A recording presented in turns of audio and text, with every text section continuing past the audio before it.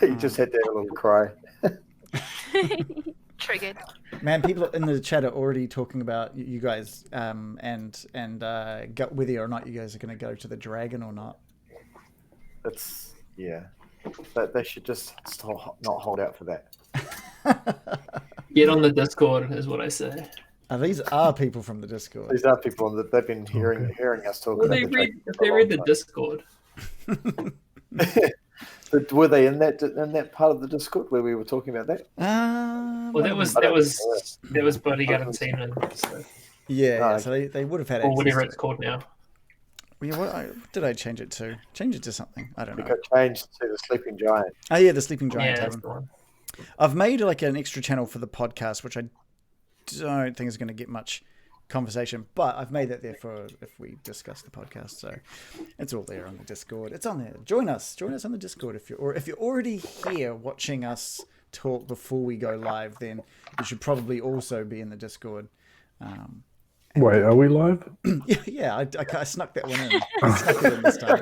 You said before we go live. Then I went live. Okay. I see.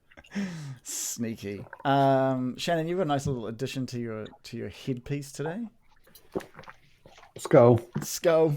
What kind of skull? Possum skull? I don't know. I think it's a possum. Yeah, or a rat. Possumly. That's too big for a rat. And rats can get that was a good wince. Well, if they're up in they're feeding on chicken feed up in Auckland, maybe. Yeah. I'm from. I've got like major a velvet jacket. So I thought nice. that. Am I too loud? No. In my ears, it's really loud. No. You're good. Chat. Okay. Is he too loud? I'll let the chat decide if you're too loud. But it's actually it's got glowing eyes, which is awesome. So you've wired it up. Yeah, that was the tricky part. Yeah, that's super cool. Oh, cool. They're saying you sound like you're drunk. Are you drunk? He's always Not yet. But as the night progresses, we'll see. Look out. Yeah. What I'll do is volume is good. They're saying they're that. So we've got all the usual suspects. We've got Furry Blue Elf. We've got Random Origins. We've got Zen Edit Art, who joined us and gave us a good follow and jumped into the Discord last week as well, which is awesome. So he's going to see us from the start. From the start. So speaking from the start, let's see what happened. Let's put up what happened last week. And I push that button. Did that work? Did that not even work? Previously on Getting Dicey. As you get closer to that tree, a small grey squirrel comes running down the trunk of the tree. It transforms into an old human figure. What brings you guys here? If you've been looking for little vengeful little trees and zombies, I think you've come to the right place. We're looking for Craigmore Castle? Give it to me. Give what? Your map. Give me your map. It's right there. He says as he's pointing into the map. Do you live here? There's so many things come and go. First, there was the zombies. As soon as I saw those spiders and those masked men. Spiders and masked men. I don't know if you guys have ever come face to face with a dragon, but there's one that's taken up inhabitants in Thunder Tree. Have you seen a dragon before? No.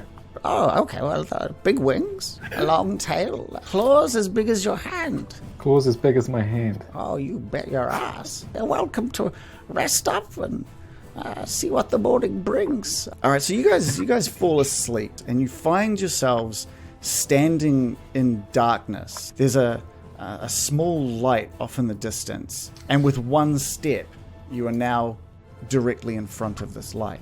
Every time you try and take a look at what's on that wagon, your brain holds it for a moment before it leaves your mind, and he hands the Baron a blank piece of paper. It looked like there was something on that piece of paper, but every word that you were reading as well was escaping your mind. You're looking back at each other, and again, there's just darkness. You all wake up, and it is now morning in Thunder Tree. Ho, ho, ho, ho, ho. That was pretty cool. Big dream sequence. What happened there?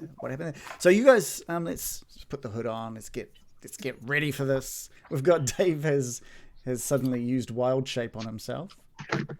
He's multi-class. And Furry Blue Elf is very keen on you guys visiting the dragon by the looks of things. But let's bring you onto the map back at Thunder Tree. So yeah, you guys have just woken up.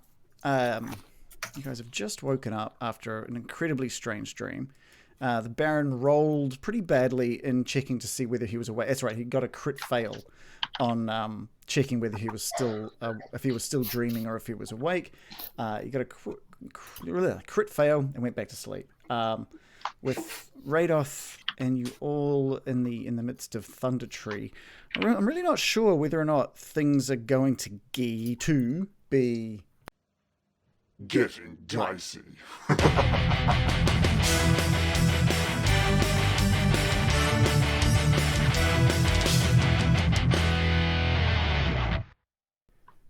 Sounds like an American radio channel. I pretty much fail at like doing a decent, like smooth entrance into that intro each and every week. It looks like and getting dicey. We all struggle with our words sometimes. You're going to be getting dicey. So have we long rested? Yeah. You have. You've also leveled up to level 4. Oh yeah. So before we get started with what you guys are going to get up to, did we want to have a real quick run through of what everyone got out of level 4? Because in general, level 4 is like a bump up of abilities and maybe a few extra like spell slots or something like that. So, did we want to go through and talk about it, or you want to keep it close to your chest and whip out something cool later on? What do we all want to do? We do a quick whip through. Quick whip through. Let's start with Dave. Loris, what's new with Loris? That you want nothing to talk too much. All I did was up a couple of stats. So I upped the Constitution, and I'm trying to remember what else I upped. I thought I upped Strength and Constitution. So basically, increased my attack ability on strength weapons and meant I'm harder to kill. Okay, all right, that's cool. It's pretty good. Joe, anything new with American? I decided to get fancy with it and get a feat. Mm-hmm. Yes. Do you want to talk about the feat, or do you want to keep that one a secret? Maybe I'll do half and half. I picked one that gave me a +1 to a stat as well, so I made my wisdom go up, so now I can cast spells a bit better and such. Nice. And my feat will kick in hopefully soon in battle. Against a dragon? No. John, what's up with our good friend Bill? I just took the boring ASI ability score increase. I was sick of the enemies always rolling 13s and beating me, so I was like, if I have a save of 14, maybe that will work. And then I got some very on flavor new spells. Oh. I swapped out an old spell, and I got a new one. I won't talk about what they are, but they're about personal growth.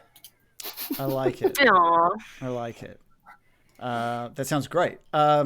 You've had a lot of people rolling like 13 against you, like all every the time. time. Yeah.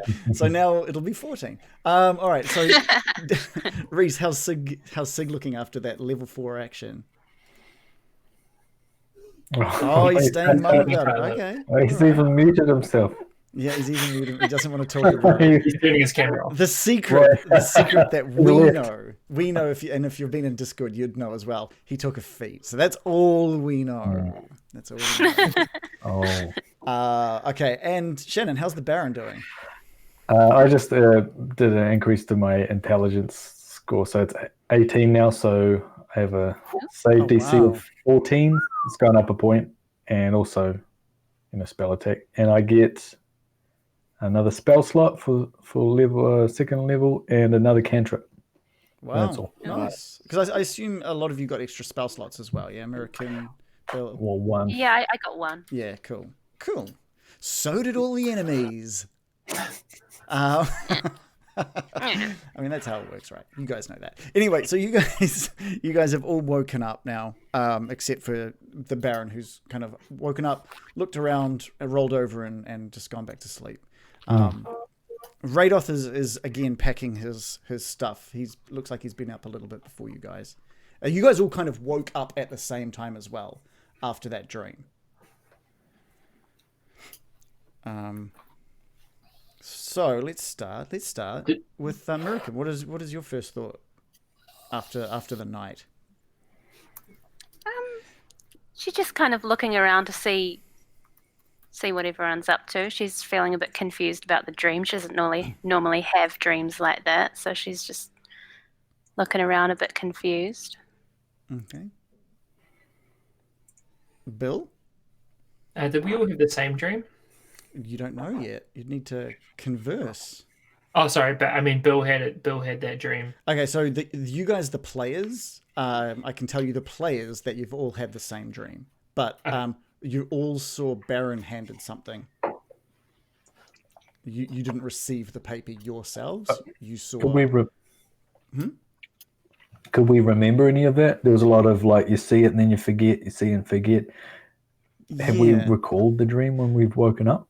All right. So what I'll say is from a collective memory of all of you is that you remember you've woken up remembering a strange dream that involved darkness, what you think might have been a merchant, and a piece of paper that you're not sure where it ended up. And that's all you all collectively remember from this dream. Okay, so for Bill's part, he's just going to go... Oh, God, what a... That was a great sleep. I haven't had a dream that sweet for years. Anyway, who wants to break their fast? No one. No one. No one's Silence from everyone. Me? All right. I'll eat. So you had a good dream. Mine was just confusing, honestly. Seemed so different to a usual dream. Oh, yeah? Yes. So You were there, actually. I was there. And I'm just going to start making some eggs. In fact, everyone was there. Yeah, me too. Well, What was everyone doing in your dream? Just standing around in their gym jams and whatnot. I think there was another guy there at some point. Some kind of wagon. Didn't really make much sense, honestly. But dreams, you know. That's too close. Was I wearing like paisley blue onesie with lyres? Yes, it was adorable. Absolutely, yes. Trapdoor was open? Well, I didn't look. That's weird. A perfect image of an open trapdoor appears in Mirakin's mind as she remembers a small hint more of the dream. Upon Bill mentioning it. No. She tries to force that's the only detail I can recall, though. Everything else was quite fuzzy. Do you know anything else? Does Sig have anything to add to this? I was surprised that everyone remained alive in my dream. Normally they're a lot more morbid. Did anyone die in your dreams tonight, team? No. Disappointingly, no. Duran, how about you? Duran, that's right. Oh, Duran. Duran sort of he rolls over. He's still lying down. He rolls over and looks towards Sig. Just the usual dreaming from me is actually back in my orchard, tending to my apples. And he just continues talking for a little bit about his apples and oh my god, being back in the orchard. Sig engages in conversation and ignores the party. Rude. We're talking about dreams. He's elected to think that this one was the more important one to follow. He's talking to Sig about just all the different types of apples that he grows on the orchard. And I'm just gonna call from the back. Say, Darren, got any of them apples I can stew up here? And he points over to the bag that he's put in the corner. It seems to be where you've placed a few of your belongings before calling it a night. I didn't bring many. I figured that we'd be well nourished with all the things we'd kill along the way. I don't think those trees had got much meat on them. And I personally yes. don't want. And I don't want to eat any zombies. He just tucks a couple of twigs underneath his sleeping area. Ew. American glances over at Bill and she's just like, so do you think we shared a dream? Could that be a possibility? As someone who knows a little bit about those magics, I can't say I've ever had that experience before.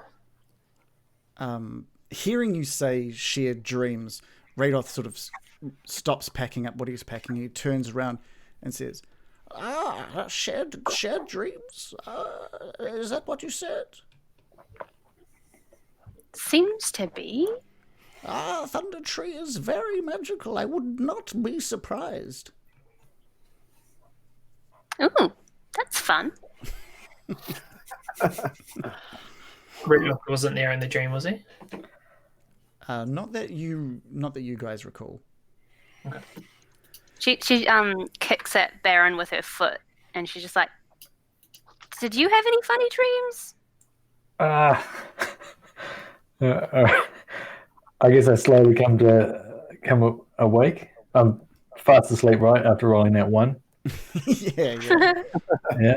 All right. Yeah, I'll just groggily wake up and reach for my cigarettes. Disgusting. What was the question? What were you saying? We were just discussing a strange dream. Did you have anything weird happen in your sleep? Yep. Is there a dream about we're all hanging around a cart in the dark? A cart? Yeah, some sort of weird Yes, exactly. old man or something. Or maybe he was young. I can't remember what he looked like, but he was trying to sell stuff. Maybe, I don't know. Pajamas? No, I'm still wearing my pajamas, right? Yes, yeah, you are. Yeah. Yeah. Why? What do you ask?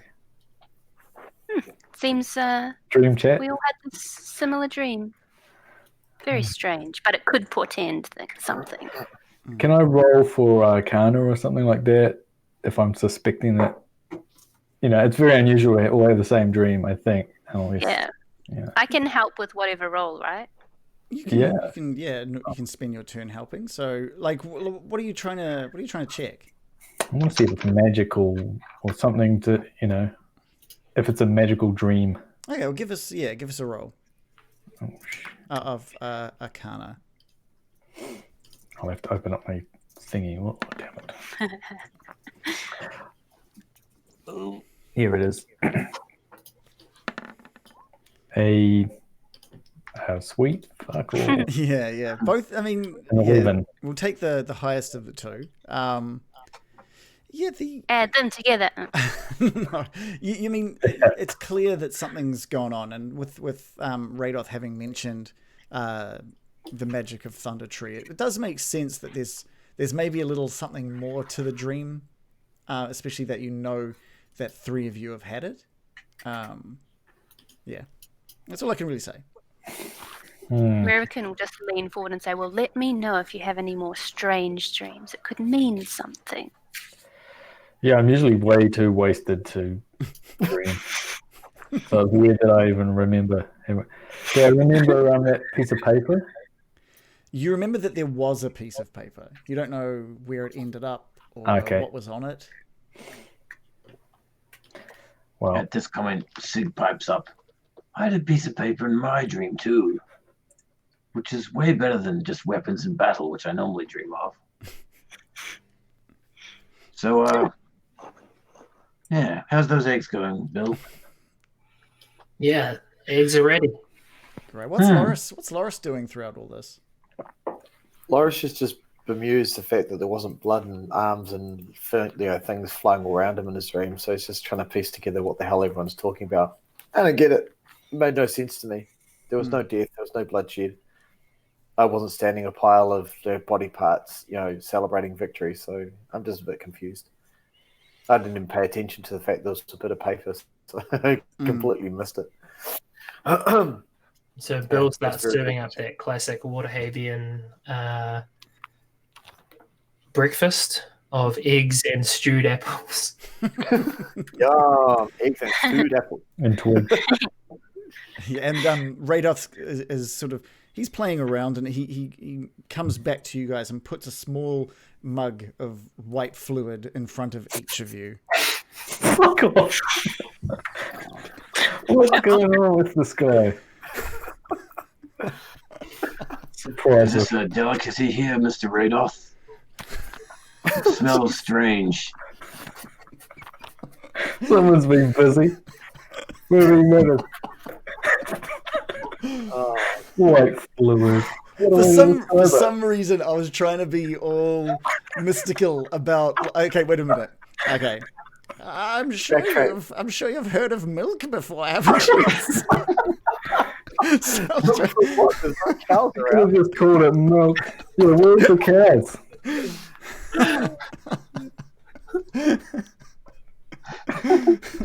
Thank you, Mr. Radoff. Thank you very much. I'm going to sniff it. I'm going to start making some tea for the milk. Sid will mix the fluid into Oolong and who's for Jasmine. This milk will be no good with Ira, but that's okay. Well, that was awkward. I'm just like, as soon as you said that, I just look at Bear and Byron. I'm just like, oh god, it's gonna start. A small mug of white fluid. He's giving you all a breakfast milk, a breakfast milking. He's giving. Thank you, wait. I think I'm just going to assume that it's normal milk. Yeah. Still early for milk. Okay. Ooh, what about that cheese ring though? Oh yeah, the cheese ring. The cheese ring has gone back to its normal golden shine. I want some cheese in my eggs. That's a good idea. And my spider babies are hungry. Does it mean that there's some cheese in it? How have you been keeping track of how many rings are left? I only used it once. No, you use it maybe twice. Twice now, yeah. I have at least 4 charges in there, I think. Yeah. So you've used it twice. You know that if you use it now, it's going to stink for the rest of the day. I thought that was only if I charged it. No. So anytime you use it and anytime you deal cheese, you'll smell it. I'm not dealing any cheese this morning, guys. I don't want to stink. The cheese lore is so deep in this game. I just can't even keep up with it. If someone else is, totally welcome to use the cheese ring. How does it work? I don't know. I can get cheese out of it now, and I'll stink. Yeah. All day until you go to sleep. I want that cheese. And then you'll have weird dreams. Yeah. I already had weird dreams. Give me the cheese. During your breakfast discussions, you hear the cry of the dragon once more from outside of this building that you're in, and Radoth just lets out a big sigh. Well, I better get to packing. There's no way I'm staying here with that dragon around. I'm packing myself. And sound of a dragon. Yeah. I feel we should be packing and making our leave as soon as we can as well. We don't particularly want to be hanging around for a dragon, do we? There's a lot of shaking of heads. Yeah. I'm like, oh, the tea though. Oh well. Just drink your milk. We can spare some time for some tea and cheese, surely. Hold on. I don't think the dragon's gonna spare us any time. How Is far this away location was secure? What was that? Sorry, Shannon? Sorry, but how is this location secure? Like, how far away did the dragon sound? Let's have a look. It sounded relatively close by. Is Rados shitting himself? He's clearly speeding up his packing of all of his stuff. And he sort of chucks his backpack on with all of his gear in it. And he says, but before I go, is there anything else I can assist you with? I know this land like the back of my hand. I've lived long and traveled damn near everywhere. Yeah. Do you know any shortcuts? To where? To Cragmore Castle? I can sort of... I've pointed out on the map where it is. If you give me a minute, I can probably draw a small path for you. Yeah, just some way that you think we won't get detected. That might be nice. Oh, yes, okay. And he just kind of gets to work on the map with the pen he'd been given from Mirakan. The line he draws doesn't seem to look much shorter, but it seems like it's heavily forested. So he sort of draws it and he goes, okay, there we go. I think you should be able to get to Cragmore quite easily following this path. Thank you. I have one more question, and it's a bit of a long shot. We're looking for a necromancer by the name of Glassstaff, also known as Iano. Have you heard any word of someone by that name, or any word of necromancy around here? No, the name Iano rings a bell, but not Glassstaff. Iano was a good old boy from back west, I believe. But Glassstaff, no, I have not heard the name. Well, if you meet this good old boy again, let it be known he is no longer a good old boy that you once may have known. Interesting. Mr. Radoff, Yes. Sick. where are you traveling to next? I'll be going where the forest calls. I'll probably return here in time just to see if the dragon and if this place is a little emptier than it was currently. Very subtle, Mr. Radoff. Duran, should we take this dragon out? What do you know of dragons? And Duran just stares at you with a worried look on his face. And he goes, well, I mean, depends on the size of it, I guess. I'm you sure mean if it's bigger than a twig man, you'd be able to take it, or no? Well, yes, but dragons aren't usually that small. I thought, I rest my case. have you not... Yeah, these dragons, they can be quite ferocious, quite evil and quite greedy. I imagine if it's holed up here somewhere, it is probably guarding something quite expensive. That could be worth finding. I've not fought a dragon myself. Has anyone in the party fought one? Never. I will watch you if you do. And cheer you on. Which bush will you hide in, Baron? I don't even want to hide in the bush around here. I'd like to suggest that we don't stick around to find out about this dragon. I've never done battle with one, but from what I've heard, we don't want to be here. I agree. Although a dragon hiding a cache of treasure could be quite nice to find later on. But so we might want to mark that down and come back later. Mm. But right now, I don't think we're ready to fight a dragon. Yeah, we've got a mission that we're doing anyway. We're trying to chase Iano before he gets all the way to Cragmore. He must be there by now, I suppose. I'd much rather catch the other. What made you think? I don't think he's. We don't know that he's going to Cragmore. Oh, don't we? I But thought. what we do know is that Gundren, Sildar's good friend, is possibly being held captive. I think we need to make haste. He could be dying this very minute. Agreed, Merkin. Where did we think that Iano was going then? I thought, where did I get that from? I don't know. All you learned from Duran was that he was expecting Glassstaff back in the return of his friend, and that was it. That was the last he saw.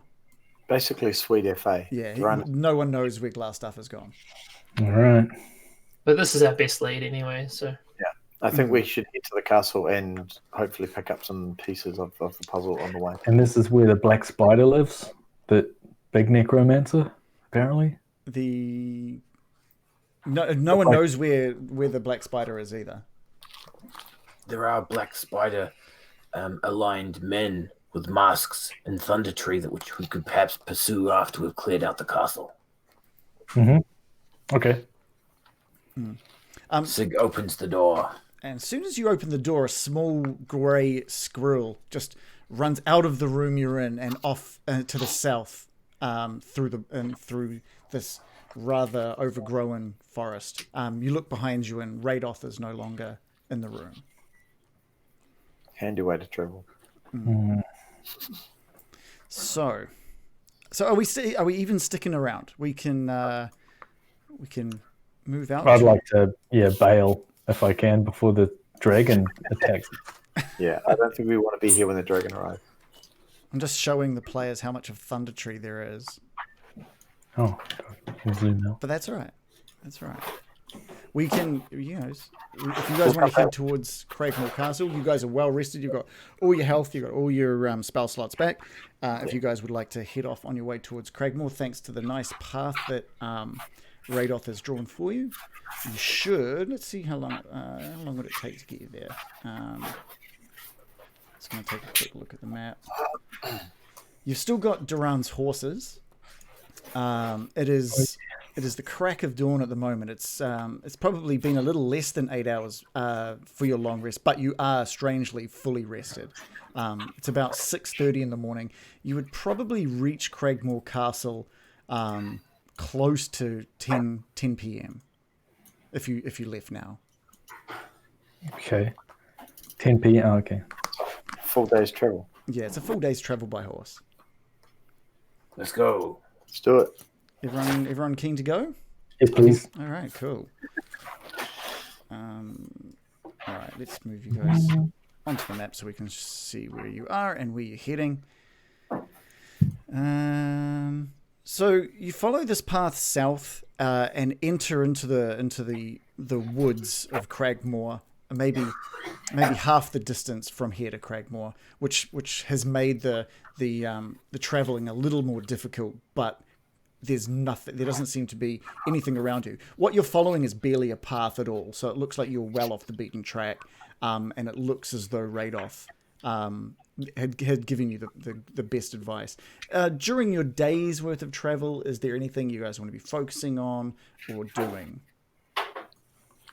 I'd like to get that cheese ring.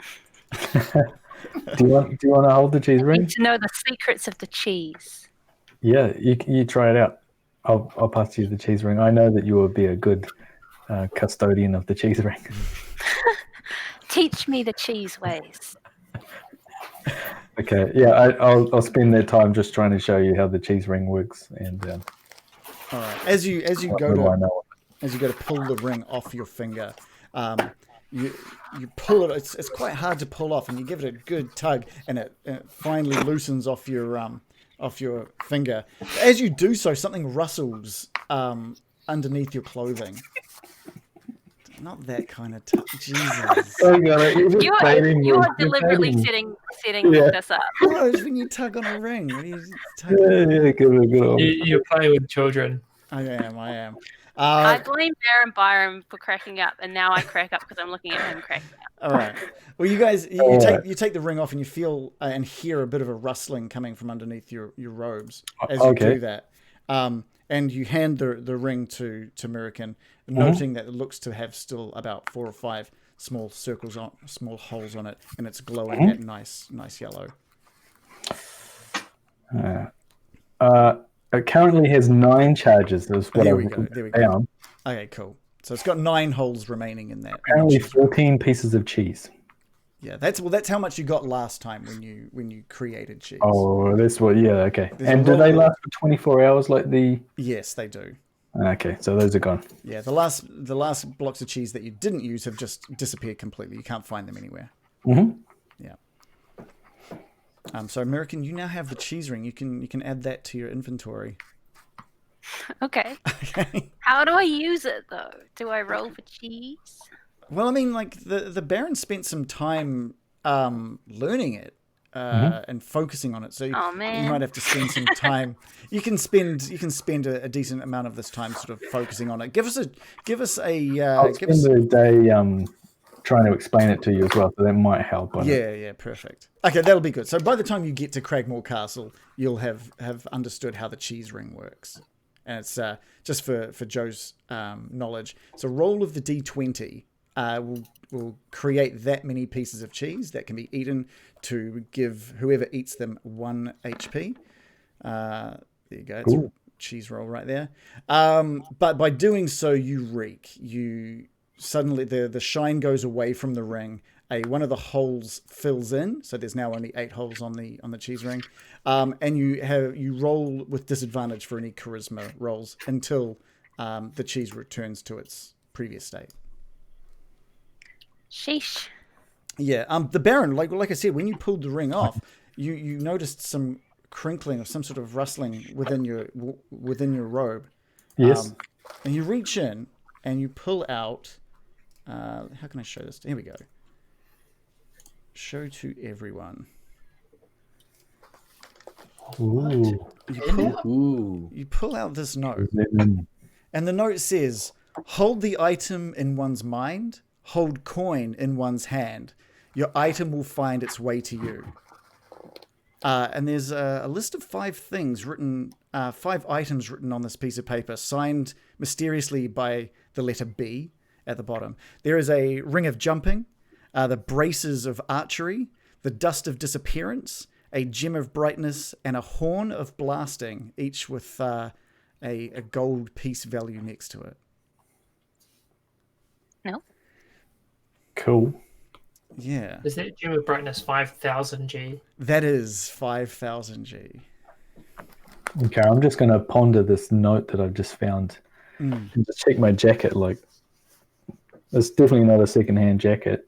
So, and I guess it comes back to my memory a little something about a note being passed to me by the in the dream. Yeah, as when you heard that sort of rustling within your robes, you remembered this thing tucking this note into your clothing. So suddenly this note means a little more to you. This mystical, magical dream note is now in your hands. Okay. When we have a rest, I'll pass it around everyone and say that I think this might be to do with the dream. And if we follow the instructions, maybe we can get these items. I'm just going to bring this up. Only once we've stopped. So I can't move that over for the stream, unfortunately.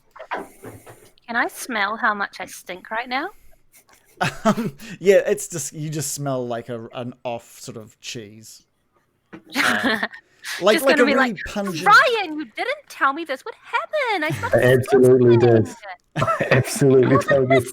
Ryan, you should have told me more. I smell disgusting. I know, and I've actually moved away a bit. Sorry.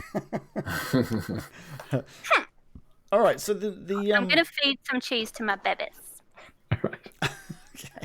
Okay, that's perfect. All right, so the moon, despite it being only about 6 o'clock at night at a certain point through the forest. It's almost pitch black anyway due to the coverage of the forest above you. So I assume that you're going to be lighting torches to make your way through towards Cragmore Castle. I don't think so. No? Who's got, unless they're just following those with night eyes on. Yeah, I think we. Night lookers. Night lookers. Yeah. You'll be having a very hard time keeping your footing without torches. The horses can see, right? Yeah. They'll just follow you. The horses probably don't have night vision either. Can horses see in the dark? I feel like they can, right? Better than us. No. Better than me. Yeah. What? Horses famously can see in the dark.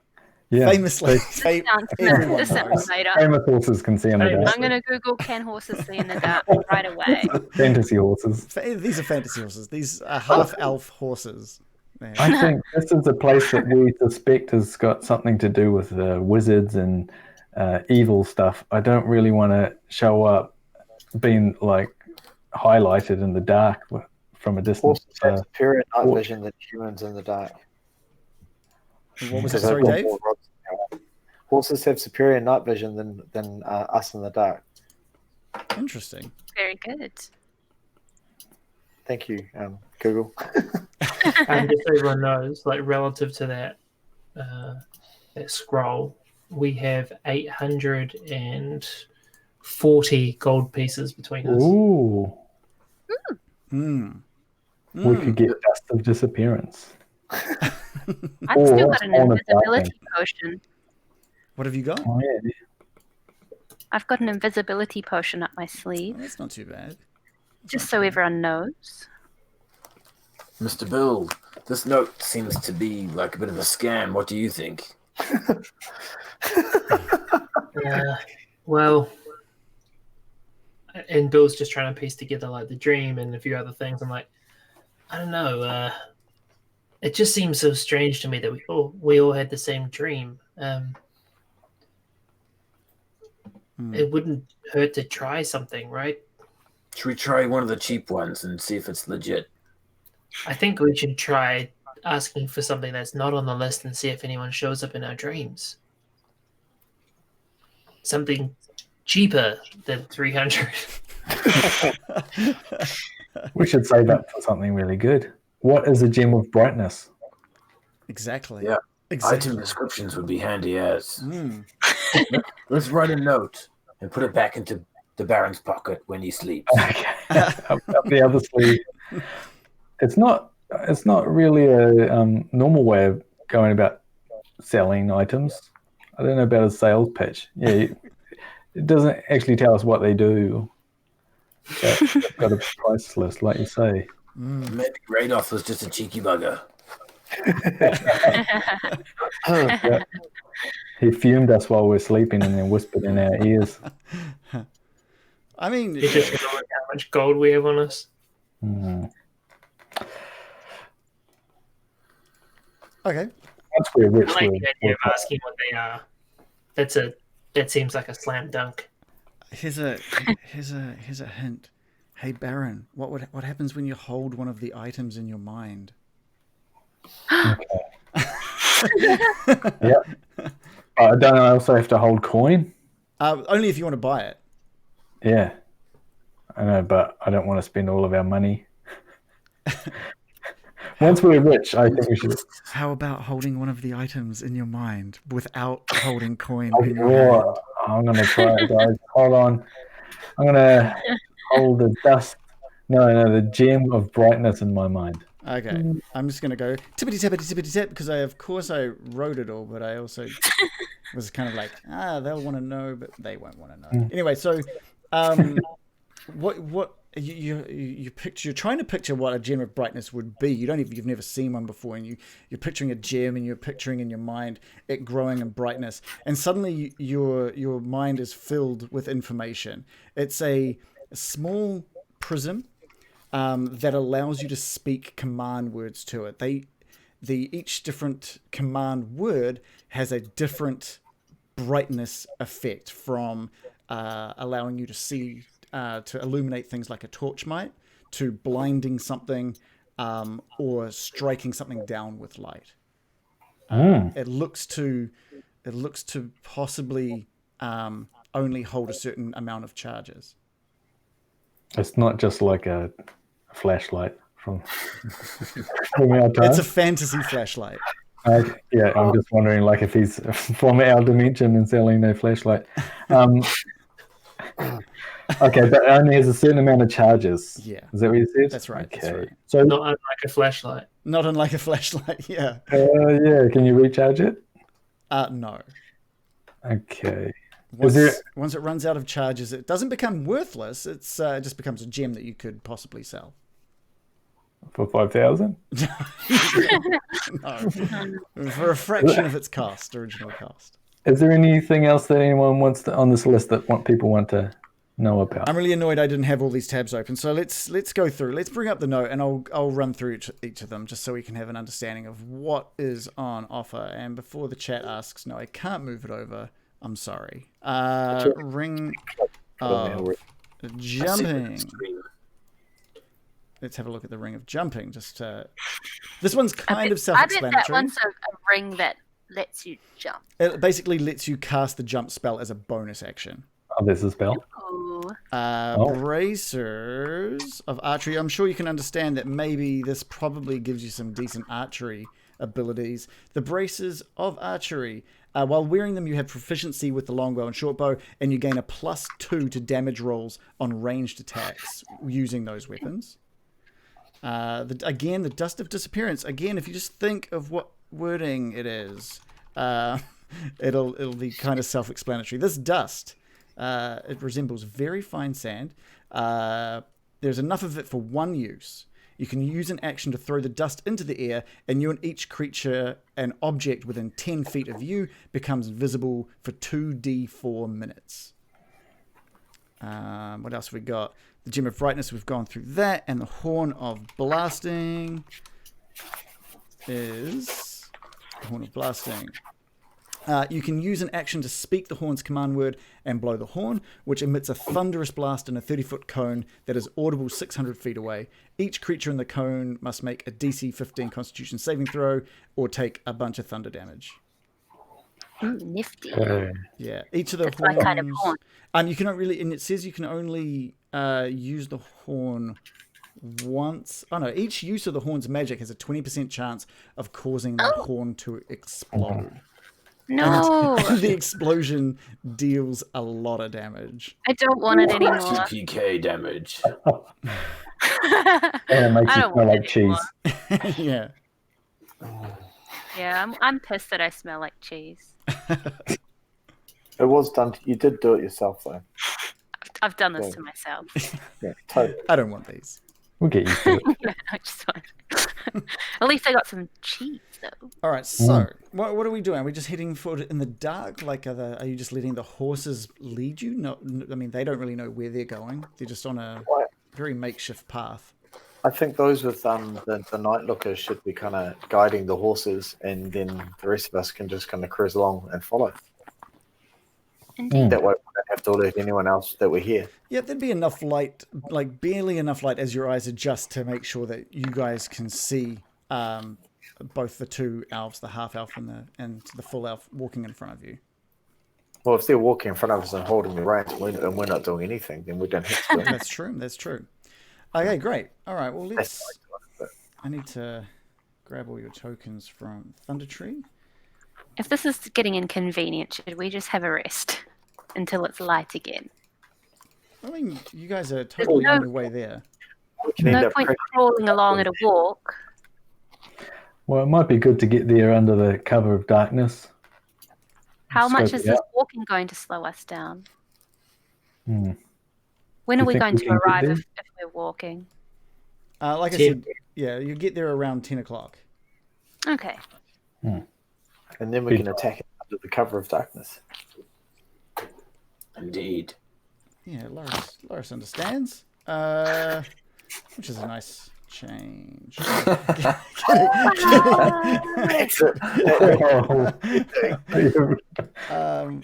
I have Need I remind you of the call out that was unnecessary from last week? yeah, no, you don't need to. Was it an accurate call out though, Mr. Lars? You did By say that it was accurate in the end. By sheer fluke. Yeah. DM rolls a natural 20. Yeah. Sorry, I'm just bringing all you guys' tokens as they were before. And I'm just going to make sure you guys are in a order similar to what you guys mentioned with the elves up front. All right. Okie dokie. Are you guys ready? Because you guys are making your way to Cragmore Castle. I'm ready. You want to zoom out a little bit because I've blackened out a whole bunch of stuff. Everything. I'm going to use my Oh, sorry, Loris. What were you saying? No, I'm just like, all right, we're over there. Cool. I'm just going to use my glass staff and cast mage armor. Okay. That's fair. Straight away. It lasts for 8 hours.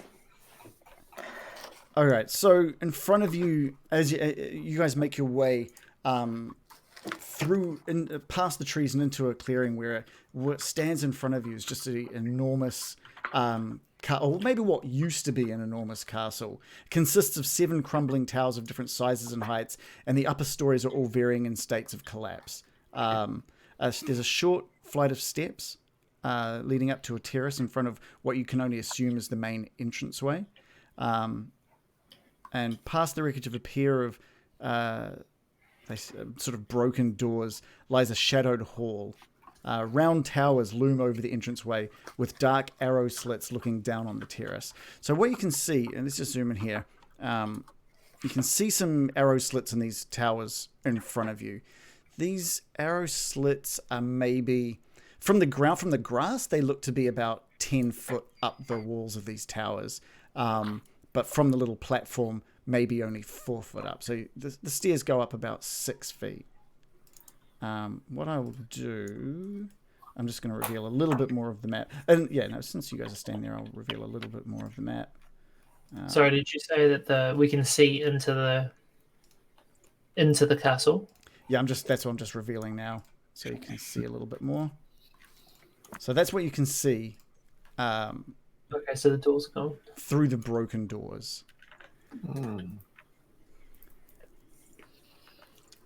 What is the state of the inside of the castle? Is it in disrepair or is it pretty sweet?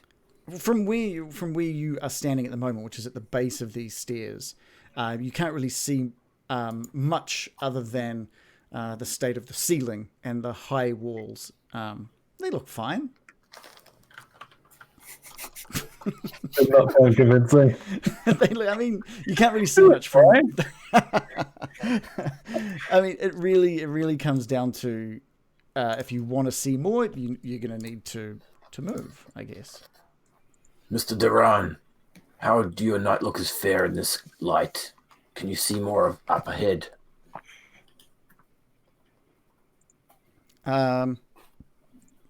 Duran says, from where I am, I can see barely more than you, if I'm honest. I feel we may need to move up if we want to see more.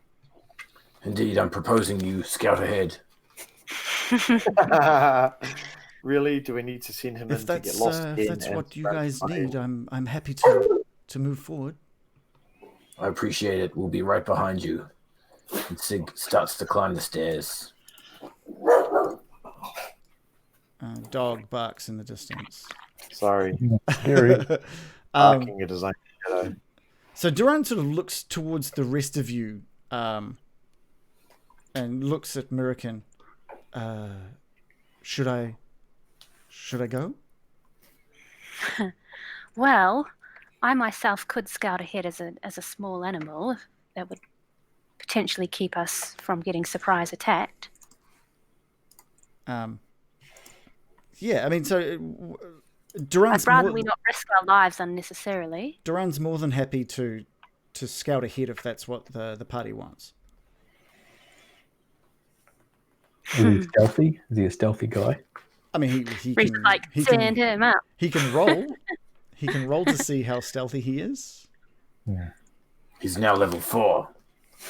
I was just getting tired of all the kind of the laying and just kind of gives Drag, it gives him a bit of a shove towards the door. So yeah, quite you get off you go. Just Wow. I'm getting nervous, and I'm gonna follow Baron's lead and cast Bark Skin on myself. You guys. How long does that last for? Is it an hour? All right. Pardon? How long does the bark skin last for? I believe it lasts an hour. Yes. All right.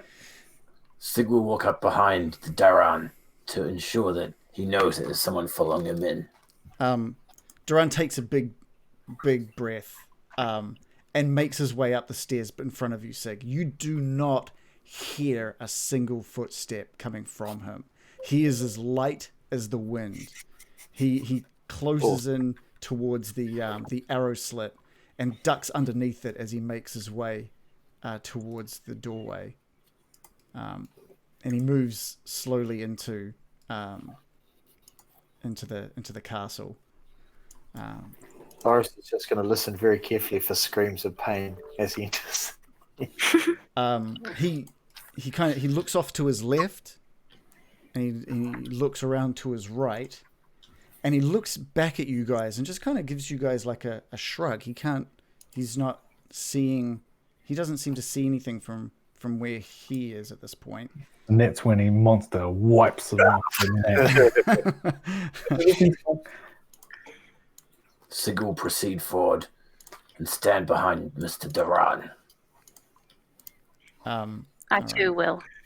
You I'm guys. advancing a little bit. Yeah, I feel bad for Daran. He's a brave guy. He's just doing what he's told. Yeah, you guys are bullies. Laura's is like, I hope he dies as soon as possible. As you crouch behind the arrow slit and just try to listen up with my good ear. give me a perception check. Gladly.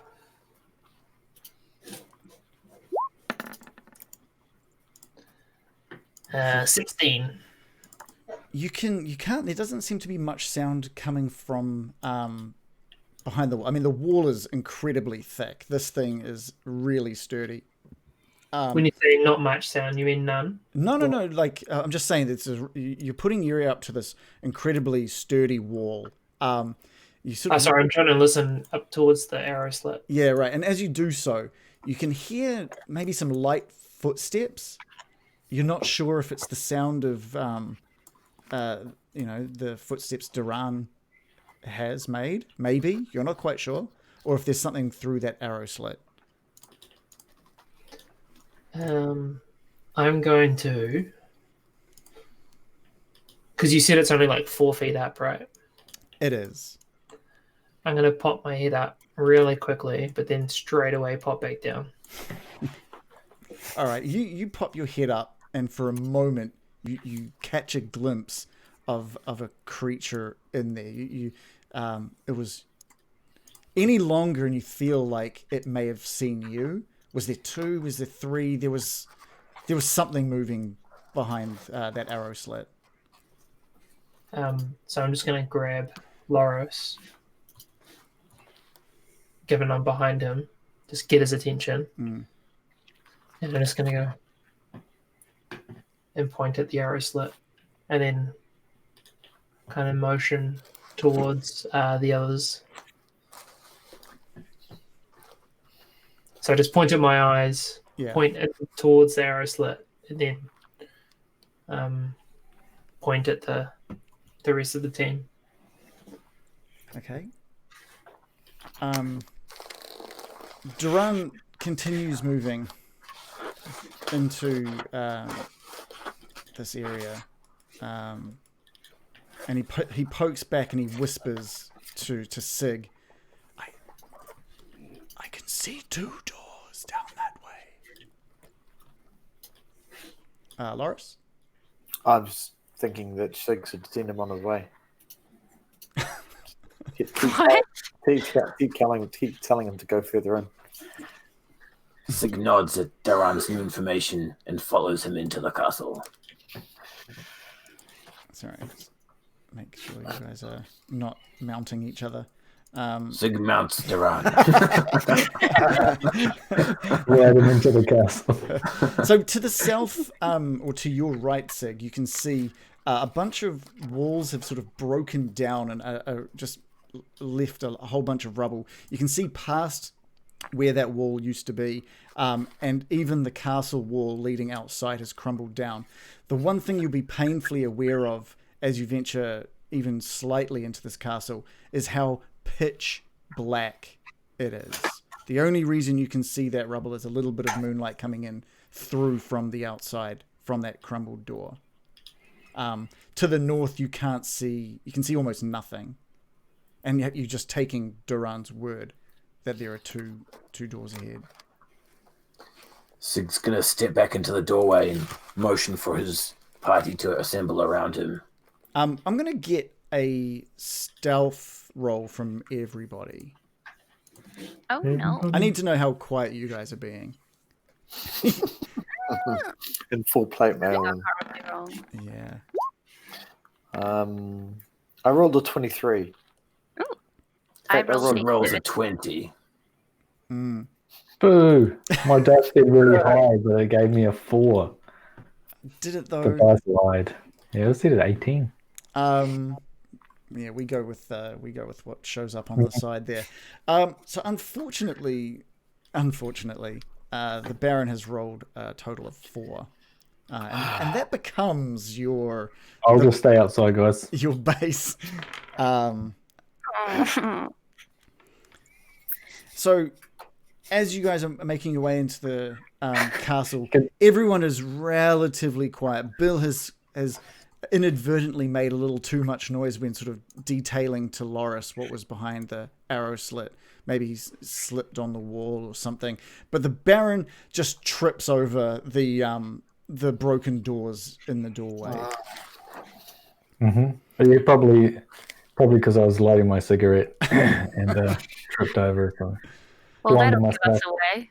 Yeah, and sorry about that. You hear the ringing of a bell, almost the moment that you fall. And Bill, you think you saw something looking out the arrow slit at you for a brief moment just before that bell rang. What kind of a bell?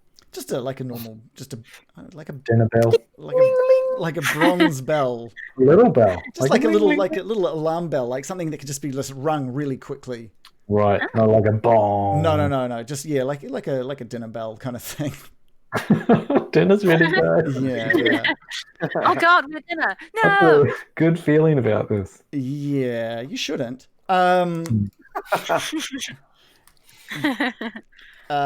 Duran's face goes absolutely white from what Sig can see in what light there is remaining.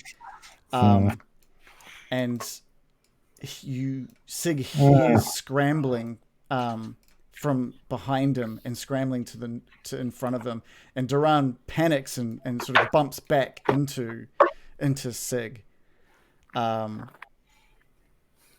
But because where are you at the moment, Merrick? Are you you're sort of behind? I've been following close behind Sig and Duran. Put you there because that's probably more indicative. Loris, you can see some goblins have made their way in from the south. Sig, you can turn and see them as well. You don't know what's to the north, but Duran's face is frozen in fear.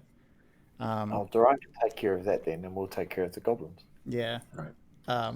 So at that, Sig will pull a torch from his pack and throw it onto the ground in front of him, so he can see who his foe is. Okay. I shall use the Control Flames cantrip to expand that flame. Oh. What you see in front of you are 4 hobgoblins. And the one in front lets out a, "Yeah! All right, it's dinner time, guys!" It's got a speech impediment. That's cool. Gosh.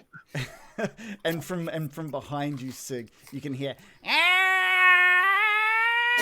"It's time to kill again!" From the goblins behind. I will get all of you to roll initiative. Have we killed hobgoblins before? Not officially, no. They look different if we did, right? Like a bully. Bugbears.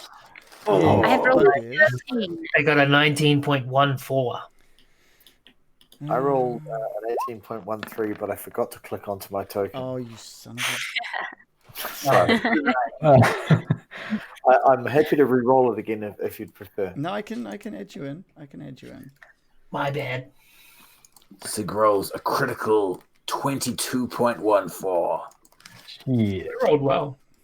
And I rolled a 21. And let's see what the gobbos...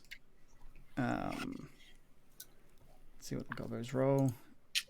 And let's see what the hobgobbos roll. Okay. Oh, yeah.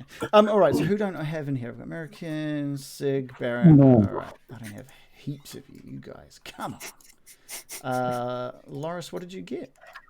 18 point something or other. 18.13. Okay. Bill, what did you get? 19.14. 19.14. Anyone else that I need to add? No. Okay. Could be in twice. 2 idiots. Okay. How are we going to do this? I'm not going to say that there's a surprise round or anything. You heard these guys come running in. So let's start at the top of the turn order. We have Sig. You've illuminated a little bit of this room, but not heaps. You've got 4 hobgoblins standing in front of you. They are quite menacing. They stand at a decent height, just under maybe 6 foot tall. They are all holding, or 2 in the back are holding longbows, and 2 in the front have long swords. And the goblins in the back, as you could be aware, are all holding scimitars. Nice. Sig wonders if this map is to scale. It is. It is. Brilliant. It should be. Let's have a quick check. 5 feet. Yeah, that is. Nice. Okay, upon Sig seeing goblin scum coming towards him in the dark, he yells a war cry, "Rah!" and rushes towards the southern goblins. Actually, I better roll initiative for Duran as well. We need to get him in there, don't we? Yeah, because last time he just ran off and hunted tree things. It'd be really useful if he did something good today. Yeah, that's fair. Or not. The love you have for Duran is insurmountable. Okay, sorry. So Sig, it's genuinely heartfelt. You've run straight towards the goblins. Now, where have you got your sword and shield out? How are you dealing with this? I have my sword and shield out, and my first attack will be a cleaving blow above the shoulders into the top goblin. Okay, great. Give us a roll to hit. Surely it's the Warhammer in your shield, right? Unfortunately, I had my shield out, so I'm just rocking shield out. And the first roll is a crit got some fail. opportunity for improvement. Oh, dear. Give me a D100, please. Wow. Sig is so pumped, he's overpumped himself for this battle. Yes, overpumped. Sig rolls an 82. Okay, so it's bad, but it's not terrible. You run forward, and because of the lack of light in here, you trip on some of the rubble of this wall that's come down, and you land prone at the feet of this goblin. It is bad. It is bad. I mean, it's a crit Very fail. astute.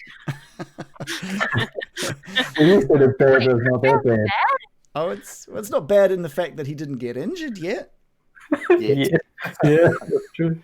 Sig wonders if he can use the rest of his movement to stand up.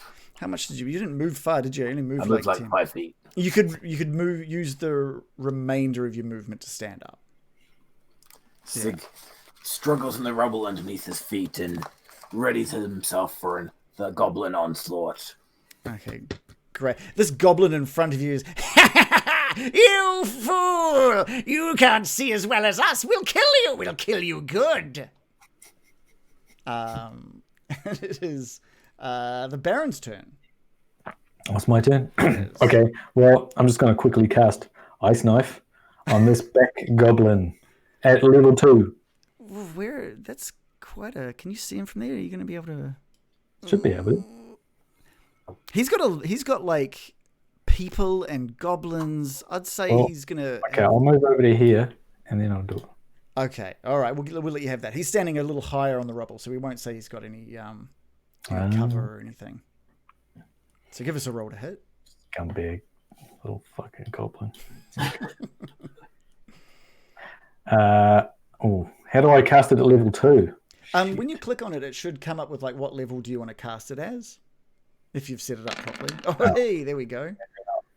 It just does more damage for the cold damage. Yeah, so I got a 19, so it should get him. Oh yeah. And does 11 damage total.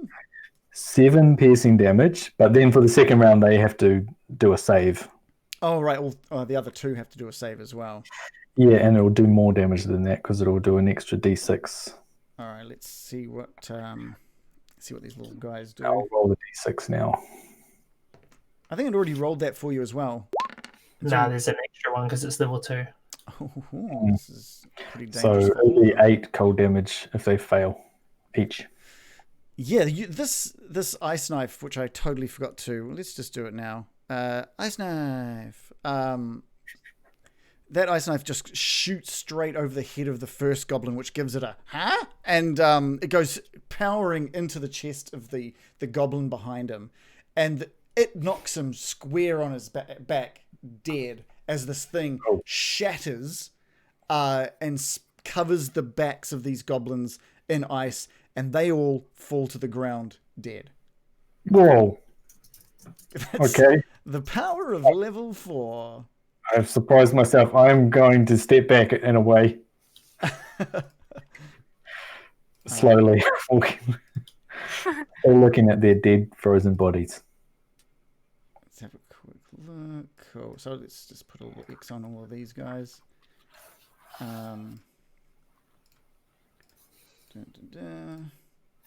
Boy, oh boy. That was a quick death for those guys. Quick death is a good death. Yeah, you're great. Bill, it's your turn now. All you've heard is the bell ringing at this point, and you've heard. Tell me where the bell is ringing from. The bell seems to be ringing from behind that arrow slit. Baron has run off and thrown and cast something and come quickly running back out, and you heard the clanging of Sig making his way further into Cragmore Castle. Okay, can I look into the arrow slit again? Yeah, are you going to give it like a proper look this time? Yeah. All right, let's just reveal that. It's like looking into a barrel of a gun. Yeah. Always a smart move. So you peer in and you can just see these 2 goblins. One of them is still just ringing this bell as hard as he can. And the other one is looking at him going, ring it louder! It's not loud enough! You need to make sure everyone can hear! And the other one's kind of looking at him, this is as loud as it gets! It's just a small bell, it's just for us! I don't know what you're usually the one that's ringing this! And they're just kind of bickering while they're not noticing you looking up through the arrow slit. Psst. Huh? And the one not ringing the bell just looks you square in the eye. And I just go, and sleep. Oh. And try to get them to fall to sleep. So you're casting sleep, or you're just trying to sleep? Okay, cool. Give us a roll. I'm not just like expecting. Yeah. Roll performance and see how good of a hypnotist you are. I'm just casting at level 1, but I'm centering it far enough away that it doesn't affect me or where I heard Sig go. Well, so it's got to be in this room, right? Does it pass? I can choose a point within range that you can see, right? I don't know if it matters whether I can see it. That you choose within range or effective. How? So the range is 90 feet. I don't know if I need to be able to see it, but I guess up to you. I think that's how we dealt with the glass stuff one, right? You cast it I when you couldn't last saw him, not where he was, and in the hopes that it would get him. Yeah, I think he cast it at the furthest point away from what he could see at that stage. Was yeah. It was at the top of the stairs, just around the corner at the top of the stairs. You aimed it at the wall. So that was the rule that we had back then. I'm a little concerned. Does the sleep spell work vertically as well? Does it? Is it gonna put our whole party to sleep downstairs? And it goes through walls and everything, right? Because it's music here. So last time we used it. It was where you could see. So I guess I'll choose the point. Gary. And it's got like a 20-foot radius. So that's going to be everyone. Oh, it's a creatures within 20 feet of a point you choose. Yeah, so it's a 20-foot radius of wherever you choose. Sorry, I didn't think that through. No, it's all right. You've done it now. I mean, theoretically, you could like see here. If I was, Just do it. It's up to you. You could do like 20 feet up. My intention was to get them, but not my friends. Yeah. And I know roughly where my friends are, so if I center it out there, that makes more sense. Yeah. So if you centered it out there, you would definitely take care of the one of the ones in the room. Well, I can center it in such a way where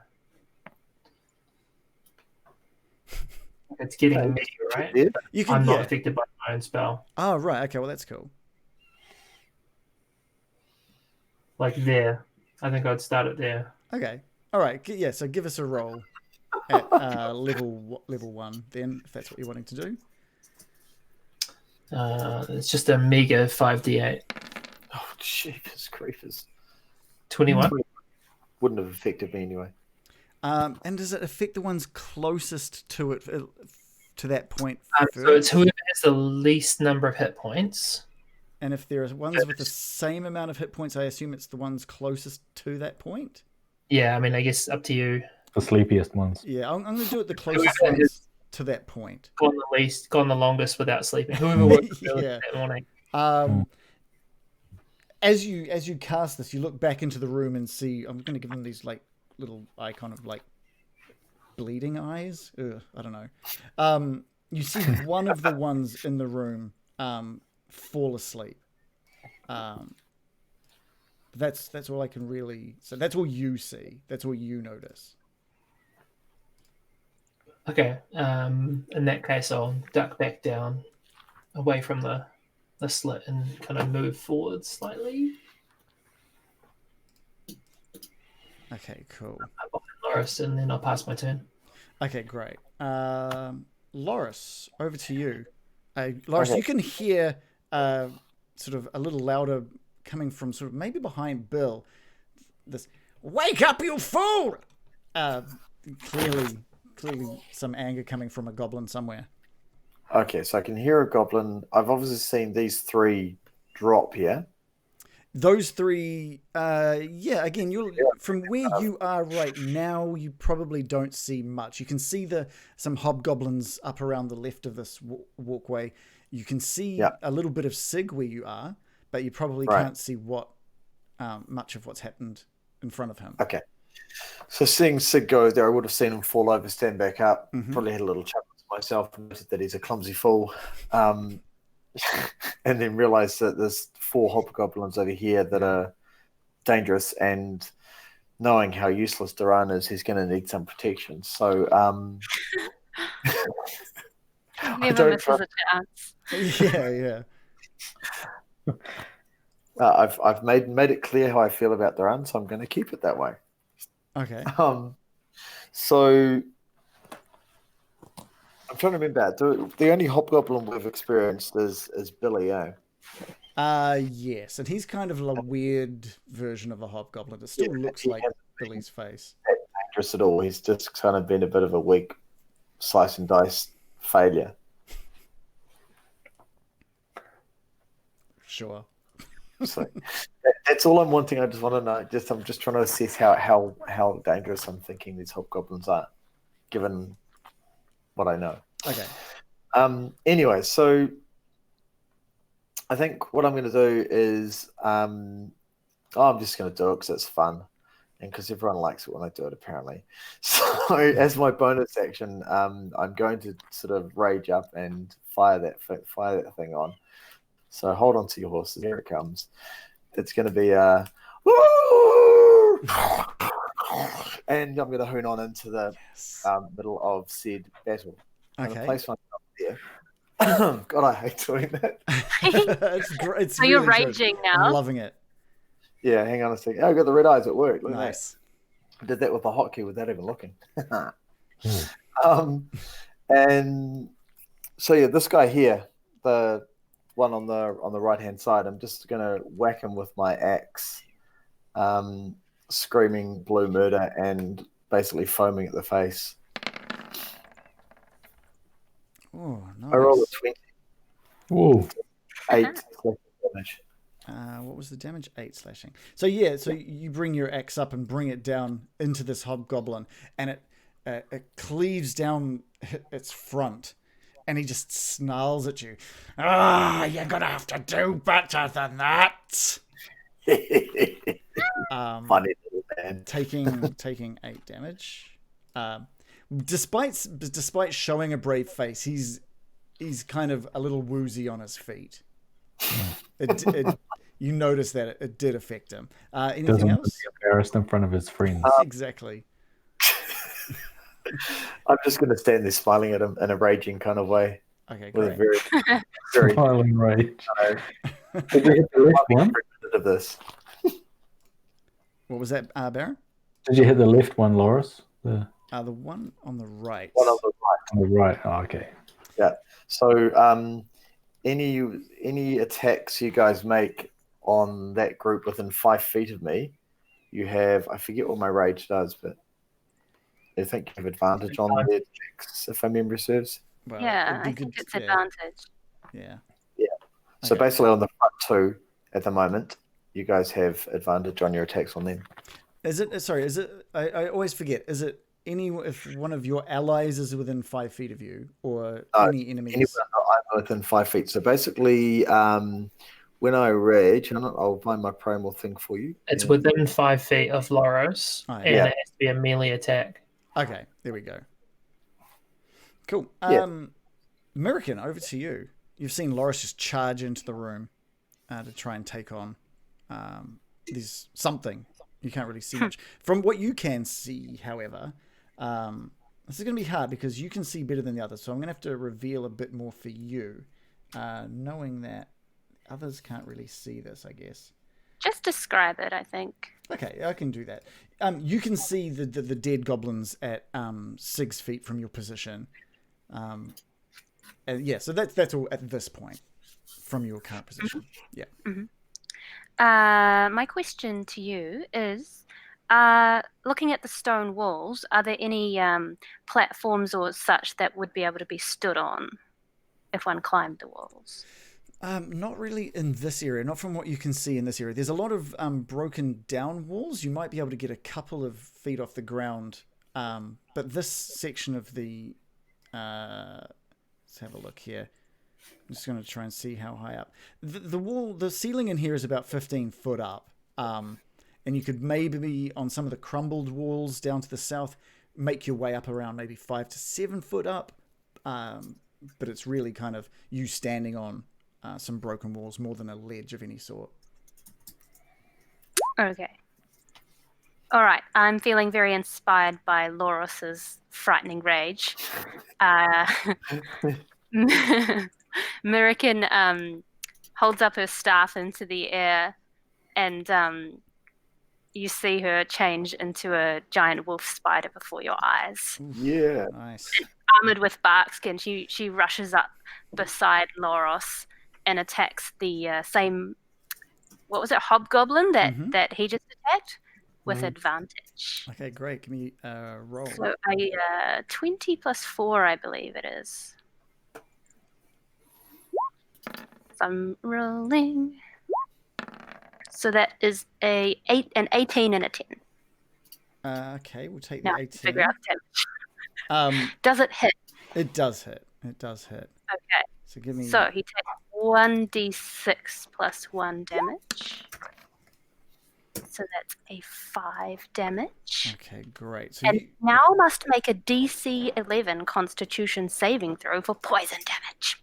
No, he doesn't. He's well dead. Your fangs just bury into the front of this hobgoblin, and you bite into where Loris's axe has already done damage, and instead of really sinking your fangs into it, you just tear the front of him off.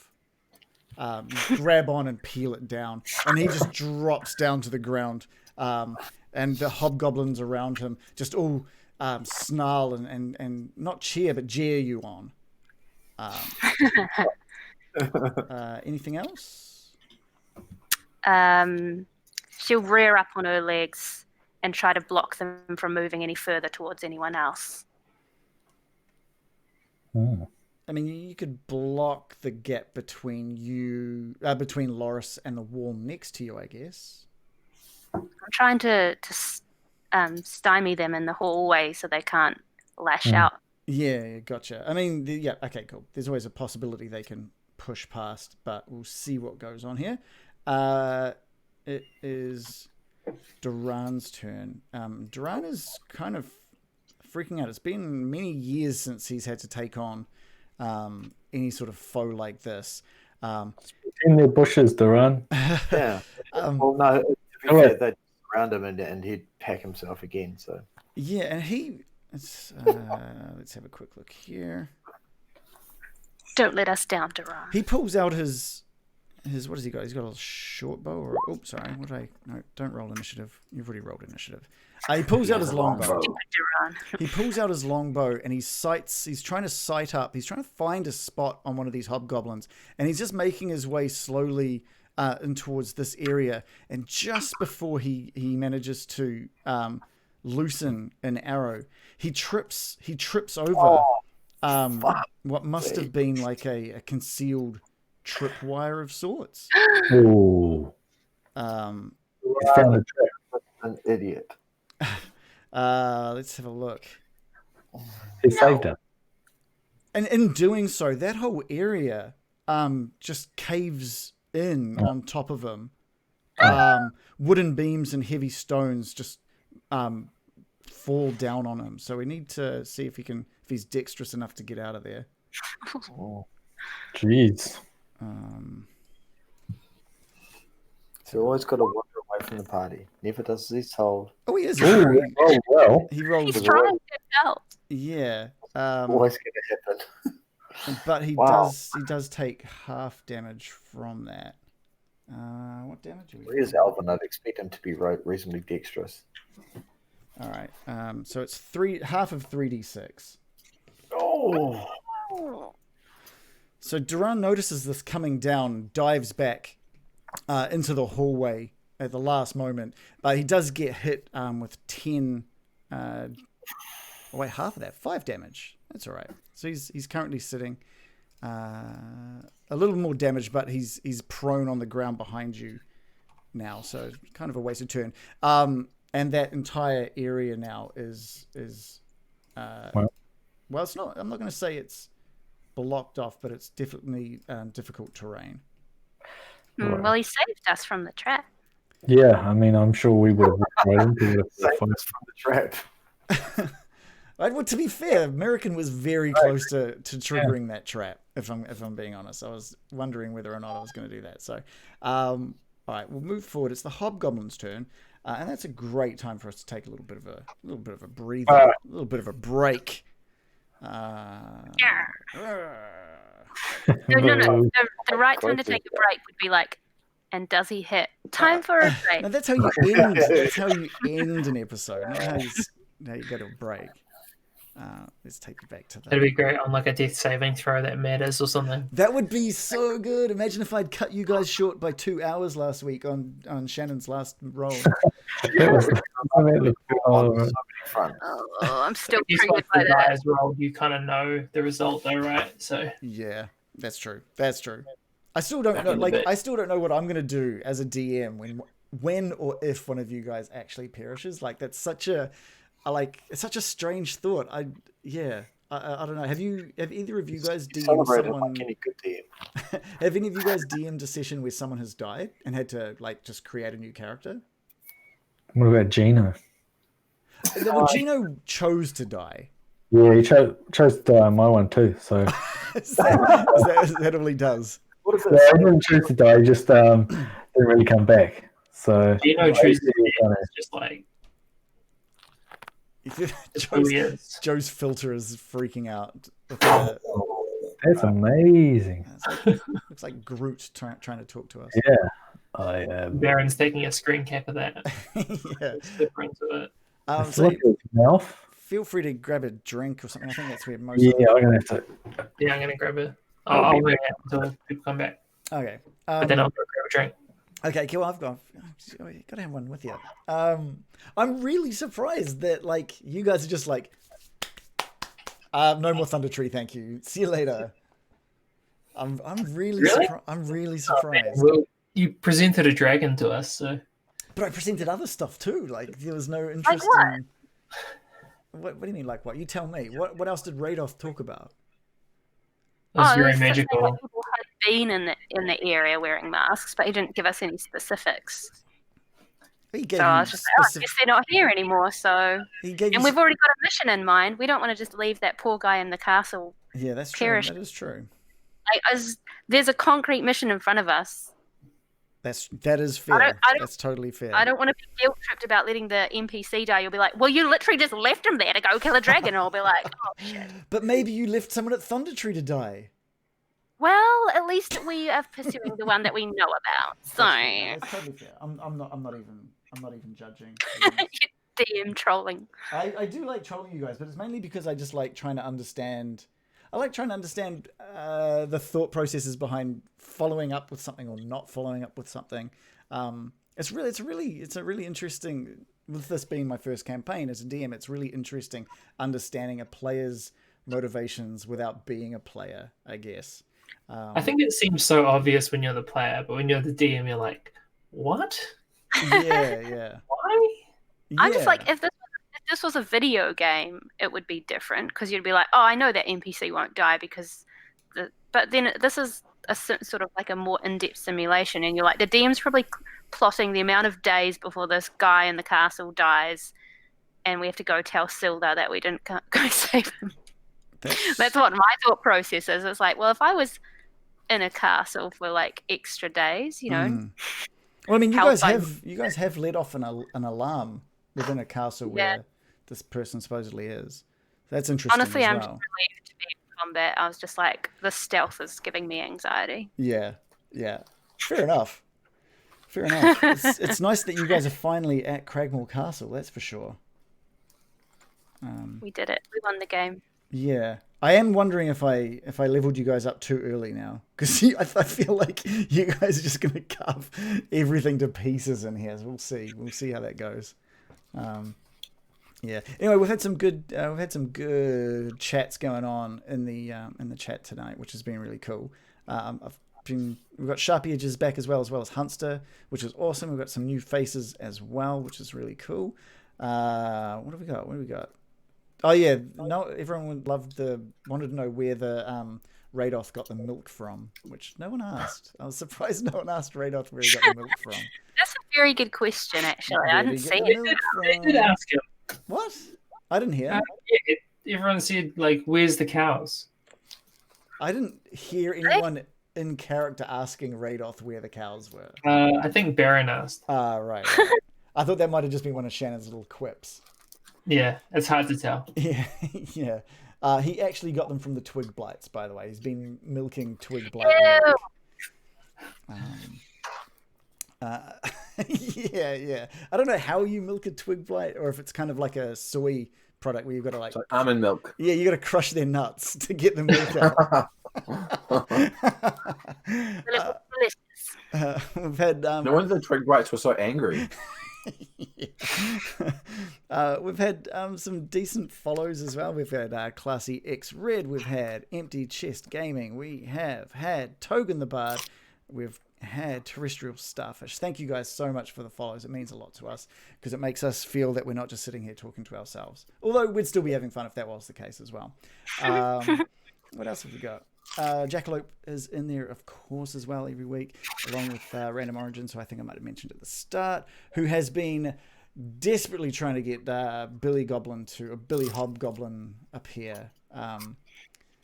Now's the perfect time. Now is the perfect time. You're worried about it not being challenging enough. Yeah. What else have we got? I'm scared. We've actually got him and Crawdaddy's Downtown. Great name. That is a cool name. Also cheering to try and get Billy. I'll be right back. Yeah, I don't know. How's everyone doing with inspiration points? Because I have a feeling. I have none. Oh shit! I just realized I've got an inspiration point myself. Oh no. There we go. I had a look at my book and it says I have inspiration, and then in brackets, kill 'em all. Yeah. What else? What else has been happening in the chat? If you like what you've seen, guys, if you haven't already given us a follow, do give us a follow. If you want to chat to us about this session and previous sessions and future sessions, come jump into our Discord and say hi. We're pretty vocal in there mostly every day. So please do come say hi. We like talking to people about Dungeons and Dragons because it's flippin' sweet. We've also got a YouTube channel, which is linked below, which has all of our previous episodes, and our podcast is like weeks behind, I think. So we're on episode 22 tonight. I think episode 12 of the podcast is going live in about 3 hours. So definitely check those out if you want a bit of a catch up. I've recently recut the first 2 episodes to make them flow a lot nicer, just to try and hook people in earlier. I'll probably do a few more episodes as well, just to make sure that is consistent for a bit.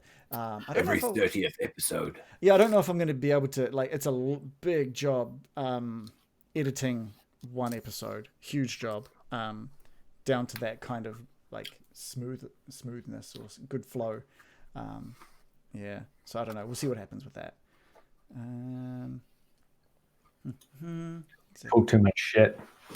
Yeah, well, no, I think it's just things like, even just like we've done tonight, we were talking about, what do I click on? How do I do level 2 isomer? It's like, well, no one needs to hear that in podcast form. No, you guys don't even need to hear it watching a stream, but it's just something that happens because we're playing live, No, it happens. It's happened. We're playing live, so of course it's going to happen. But it just doesn't make for good listening when you're listening to a podcast. What? No. Yeah. Although some of it I think is helpful because a lot of people are new to D&D and they're like, oh, okay, that's how it works. So a little bit, it's not that bad. Yeah. If you get some of the explanation of stuff in, that would be fine. Yeah. Oh man, we just got a decent 500-bit chair from Jackalope. So Jackalope, if you want to give someone an initiative, please do. I don't know how's inspiration. So I always get the two mixed up. If you want to give inspiration to someone, feel free to let me know, or let us know in the chat. So we were saying, Classy X Red was saying that both times they've run this module, the party has avoided the dragon. So that's interesting. It's because they're not stupid. What? So you didn't invent the dragon then? A dragon at level 4, I'm just not. I mean, unless it was a fairly weak dragon. Yeah, I mean, I've got a friend who's played through this, and they managed. Although he said it, the DM may have stuffed up a little bit, but they just killed the dragon. They managed to kill the dragon. So I would attack the dragon if I felt that I would be saving someone, but I've got someone to save already. Yeah. It's not good just going in it for the money, right? Yeah, I mean, just hearing there's a dragon and killing it is really video gamey. You need a reason to go in and actually talk to it. Radoth, I guess, didn't really push it too hard, but I mean, he's pushing his milk. Oh, you went for a walk. Not the milk. You went for a walk. It was twig blight milk. Oh, yeah. Why? Yeah. Why is he milking twig blight? It's just disgusting. You guys drank it. Jeez. No, I didn't. Drinking the twig blight milk. Although I must admit, Lawrence is very curious about the dragon's treasure. Right. So that could well be something I want to venture back for. Yeah. I would love to say something about the dragon's treasure, but I will not. We can't because I want to, you'll either make me want to go back or you'll change my mind. Maybe I can talk about that when we wrap up this campaign, and I can be like, let's talk about. We'll see if the plot brings us to it, right? What's that? Let's just see if the plot brings us to it. Yeah. Let's have another boar episode, shall we? because in my head, I like this is why I was really surprised that you, Dave, were just like, no, we're just gonna leave it. I'm like, what happened to like the boar hunter? What happened to like? No, because the dragon is a part of the plot, so it doesn't count. Lawrence will only go through if it's completely inconsequential. The boar was a completely random creation for you to give American a creature to look at. So it was your creation. I decided to destroy your creation. Exactly. The dragon was already there and part of the plot. So. Yeah. Joe, Jackalope is giving American inspiration, but there is you have to tell her how pretty her dog is. I haven't seen a picture of the dog, but how do I view this dog? How do we view the dog, Jackalope? We've got a link that I can click on and show everyone. I'm not going to lie to you. If your dog's ugly, I will tell you. I'm gonna lie. The druid cannot tell a lie about nature. This will cost you. She won't give you inspiration if you say it's an ugly dog. Well, my integrity is everything to me. Well, let's how cute or pretty do you think Dave's dog is? Can't be paid for dog reviews. Exactly. You have no integrity if you get paid. Dog reviews. Jen is pretty cute. Oh, okay. I mean, come on. There's a link. Where am I There's a link in the chat. Okay. Just give me a second. And for the record, I think Dave's dog is 100%. Just 100%. Oh, look at that face. That face is adorable. I mean, come on. Oh my goodness. Oh my god, look at that face. Yeah, that's amazing. My internet's just going super slow. That is really good looking dog. Yeah. Final word on that. Okay. Yeah, you're not getting paid for this shit. Yeah. This episode was brought to you by cute dog face.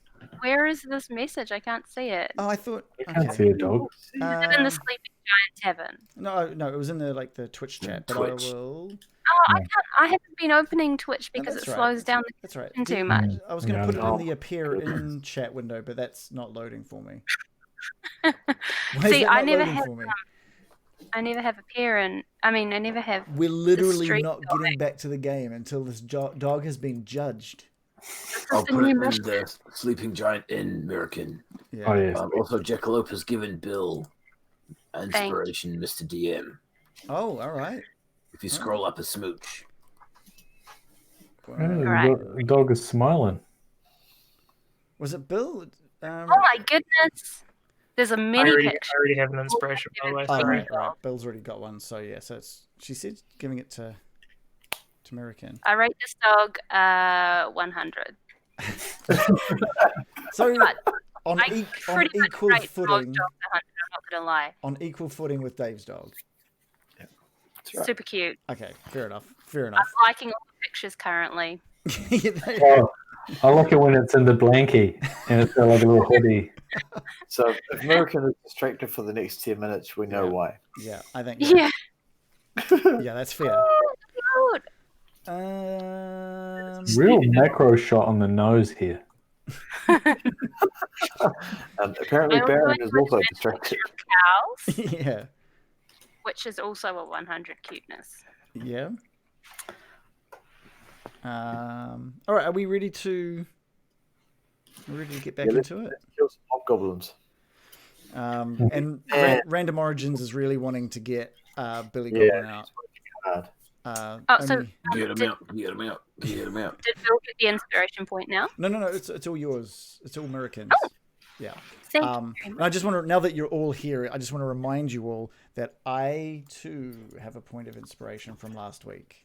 Hands up those who don't have an inspiration point. That would be an easier list to compile. Yeah. Yeah. Okay. It's 2 out of 4 of us that don't. So. Yeah, no, that's all right. That's all right.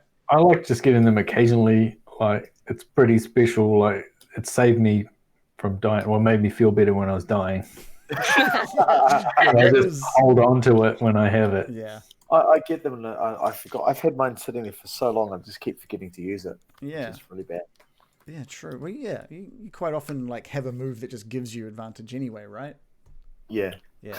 Okay, Often. so we are back. It is. Wait, I thought it was. What's happening here? I thought it was the goblins' turn. They don't need a turn. For some reason, the goblins got missed before Duran. Oh, so no, we're gonna go back. We're gonna go back to the gobos' turns. You've got three dead goblins at your feet there, Sig. Let's have a quick look. Oh yeah. What about? Hey, can you see these arrows that I'm just having a quick? Yes. I'm just having a quick look and seeing how far You some can- of these. you some can of these hide might be it. able to. Oh, where are they coming from? Okay. No. All right. You You realise you can hide that arrow, Regan. I didn't want to. Oh, I didn't hide that arrow. It's just like he's playing like poker face. Right. Yeah. There'll be something in the shadows. Maybe there was nothing there. But something from that far away. Oh God, just make a move already. All right, You're so killing me. you can hear Sid can hear the calls of some goblins to wake up, get up, you fool, and some sort of like thudding sounds, and you're not 100% sure what that means, but you can probably assume goblins are being woken up. Thudded. They're being thudded? They're being thudded. Hey. Sorry. Just want to make sure we can get this all sorted. He's been thudded. Okay. But at the same time, you also hear a call from your left, Sig. Quick, get them! Get them, everybody! You stop what you're doing and go and get them! You can hear one call.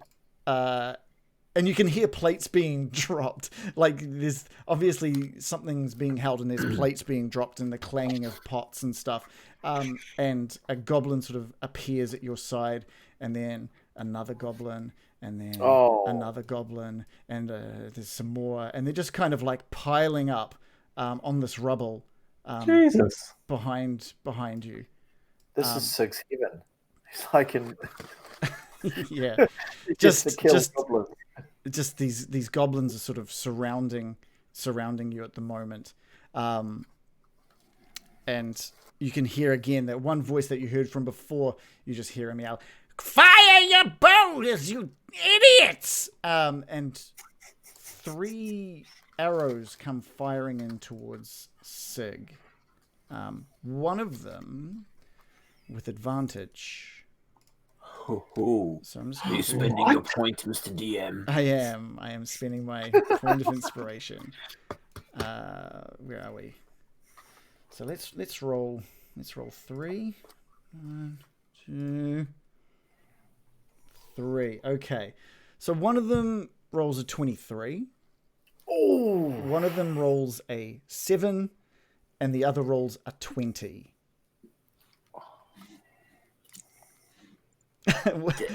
How many of those are hits? So 20 meets my AC, so I think that means it hits. All right, so 20 and 22. 2 hits.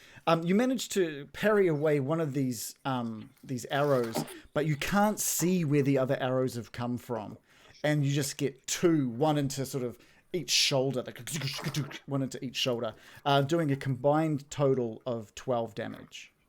It would have. Big didn't kick in his new feet. He drops a description into the chat as he reads it aloud to people who are listening on the podcast. While in heavy armor, piercing slashing damage is reduced by 3. Oh yeah, okay. So just as the arrow impacts, he bends it into the thickest part of his armor. So you take 6, because I will take 3 off each one. So it was 5 damage from one and 1 damage from the other now. So 6 damage total from those arrows. You then you then have two goblins, one right to the side of you and one in front of you, both slash out with their scimitars. And one of them rolls a 21. One of them rolls an 11. So one of them sort of slashes out and meets your shield, and the other one does 6 damage. But I assume, how long does that? It is a permanent ability. Oh dang! Man. What? That is insane. Okay, cool. So you just take another 3 damage from one of those goblin attacks. This goblin here also has run out with a short bow and loosens an arrow in your direction. That just zips past you and hits the ground behind you. And one more arrow flies past your other shoulder and hits into the ground behind you too. And is that okay? That's cool. And that's basically the goblin's turn. Now it's the hobgoblin's turn, and we have a hobgoblin staring down Loris, and he's just seen his friend beside him be taken out by this spider, and he's a little worried. This one obviously is not a fan of spiders, and he kind of backs up against the wall as far as he can with his what sort of weapon does he have? He has he's got a long sword.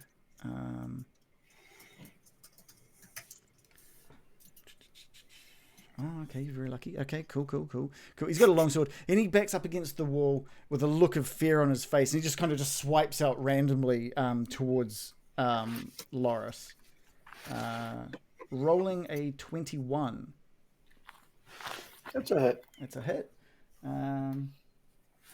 Okay, cool. And that's just two slashing damage against across Loris there. The two hobgoblins behind have their longbows drawn, and they both take aim at the spider in front of them. They both fire an arrow at the same time. One of them just hits the wall next to Mirakin, and the arrow sort of ricochets down onto the ground. But one of them, with a roll of 22, sinks into the big bulbous body of this black wolf spider that's blocking this path, doing 4 damage. But they're all suddenly strangely quiet and freaked out, I think, by the appearance of this spider. We're back with Sig. All right, suffering the storm of arrows and blades, Sig kicks in his action surge ability, which gives him double attacks for this round, and slashes at the closest goblin with his short sword. We'll say that's the one on your left. Is that okay? Or the one directly in front of you? Sig rolls a whopping critical hit for 25. Yeah, nice. 9 damage. Yeah, okay. You swipe out, and this is one of the ones that missed you with his scimitar before. So he's still kind of just leaning forward from that attack, and your sword just slices through his sternum and just breaks him, basically cuts him in half, and he just flops down to the ground dead. And you just hear a bunch of gasps, some horrible coming from some of the goblins behind it. So we'll mark that one as deceased. Before the blood hits the ground, the backstroke will fell the next goblin next to him. Yeah, perfect. Give us a roll for that. And he will roll his attack for a measly 9. Yeah, this one saw it coming and managed to just dodge out of the way as the blade passes by its face. Yes, you killed one of us, but there's still plenty more. You think you're going to get out of here alive? Never! No one ever has! Sig will tap on his shield with his blade, flicking goblin blood upon it. Okay, perfect. Any movement, or are you done with that? Sig is done. Sig is done. We are back to the Baron. Okay, I'm going to do a similar thing to last time. I'm still pretty freaked about almost dying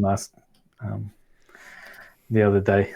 So I think I was getting a bit too brave, to be honest. I'm just going to step over this fallen door, and I'm going to do Ice Knife, but at level 1 at this guy right here. All right, yeah, that sounds good. Oh, where's my thing? Ice Knife. Now, I just want to say he's surrounded by goblins and Sig, so he's going to be in half cover. 13. Oh, he's in half cover. Oh, yeah. I'll let you retcon that if you want to, but he is going to be in half cover. Is there any that aren't in half cover? Actually, even with a roll of 13, even if he wasn't in cover, that was a miss. That was a miss. Okay. Yeah. But still, all the ones around him and he have to do a save. Yeah, cool. So it shoots dexterity save of 14. And it's anyone within 5 feet? Yeah, him and anyone next to him, so all the diagonals and stuff. If it misses... It still explodes. Yeah, but does it explode on hitting like a wall? Or... Explodes where he is. Okay, cool. All right, cool. So it manages to sort of like ricochet off a stone in front. Like you manage to throw it too low. It ricochets off a stone and shoots up into the sky just above this group of goblins. So we've got 1, 2, 3. Death fireworks. And it's a roll of a dexterity, is it? Dexterity saving. So 5 rolls here. Yep. Dex save of 14.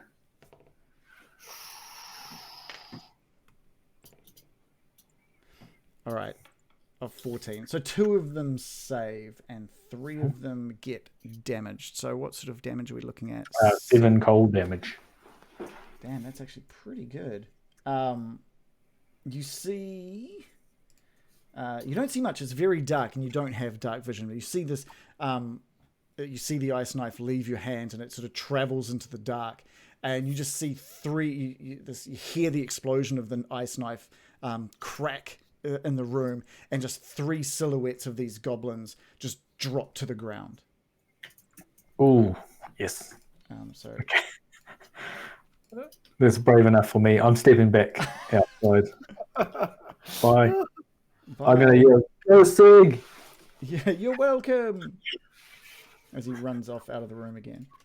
You're welcome.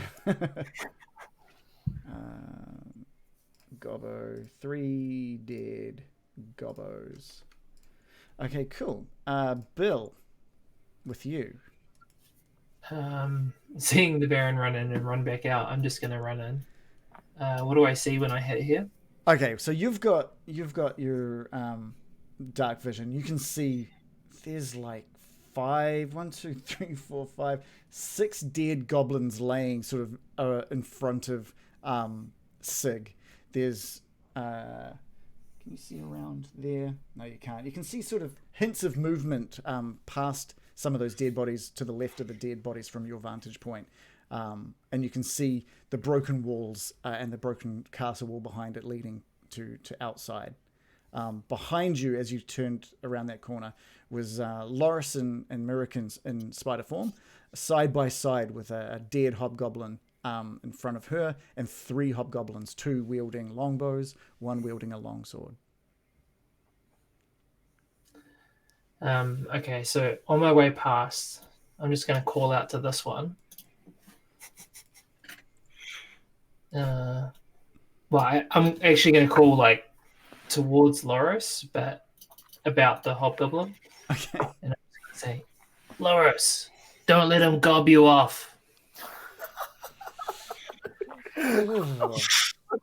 What's being gobbed off? It doesn't sound good. It's not supposed to. I wonder what that is. Oh. And then I'm going to move down with the War Scholar.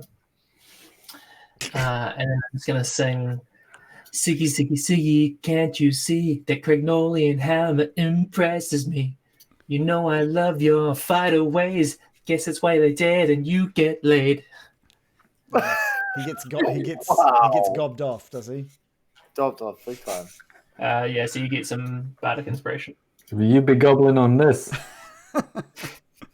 Bardic inspiration, nice. That's not what I want Sig to have because it's making him very powerful. That's my turn. Okay, He's tough. cool. He's the tough guy. Yeah, he's the tank of the party. This is great. Loris, we're back to you. You've sort of what you've experienced is American coming in and finishing off your work on the hobgoblin, and this one next to you slashing out with its longsword. And you've heard this commotion behind you as Duran has dived back into the corridor, with like rock and timber falling down onto him. Sorry, did that one next to Loris make his save? Oh, I didn't realize. So okay, sorry. So that was a vicious mockery. You gotta. I'm a dumb DM. You gotta spell this out to me. I just think you're just having fun. Oh no, Just randomly insulting people. Was that was a D20? Oh no, it wasn't. Shoot. Okay, that was a D12. I gotta reroll. I hope he rolls 13. That'd be so good. Well, he rolled that plus. Was it No. wisdom? Nah, he did not save. Yes. What sort of damage are we looking at? 1d4. Give us a roll.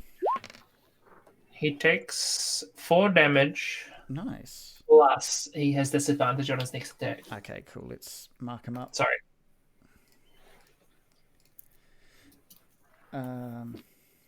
You've given him a broken heart. We'll give him a little broken heart. He doesn't want to call Loris off. Oh. Maybe you did and you put him off. Yeah. I was trying to think of a witty comeback for that. I got nothing. It's something about your mom. I don't know. Anyway. All right. So, Loris, it's your turn. Yeah, there'll be no going off at this time. So yeah, with all the commotion, I'm still focused on the goblins in front of me. I think seeing this one here in front of me, back up against the wall, looking a bit nervous of the spider, I'm going to take advantage of that. And I'm going to use my inspiration point to gain advantage on the roll as well. Oh, nice. You don't need to, right? While you're raging, don't you have... You guys get advantage, not me. Oh, yeah, that's right. No, that's but right. the vicious mockery, didn't he get disadvantage because of No, next... they get disadvantage on him. When he goes to attack, It's very complicated. Yeah. Yeah. So I'm going to take advantage of it, and I'm going to hearing the whole gobbling thing in the background, it's just kind of planted that, and he's up against the wall, so I kind of just wanted to decapitate him, so I want to go sort of slice up around his neck. Yeah, nice. I'm seeing I've got advantage, I might as well take full use of it. So here we go. Loads of dice being rolled. With advantage, it's a 19, doing 18 damage. That is... Wait, was you 19? Oh, yeah, no, that's a hit. And 18 damage. That's a hit. He brings up the shield just as you swipe, but he doesn't bring it up fast enough. And that axe just goes straight into his throat. And sort of pins him against the wall for a half second. Then his body just drops down below it. Can I just leave my axe there so the head just sits? So I just want to go and just want to make sure everyone's seeing that his head is sitting there and it slides down. Yeah, by all means. So you're just balancing this head gently on the top of your axe with its body having dragged itself down the wall. Yeah. And when his body hits the ground, so it just slides down, I'm just literally going to to hold my axe out to the other hobgoblin and offering them the head. Oh, nice. Yeah, and they snarl. They're snarling at you pretty viciously. I could show you, but I won't.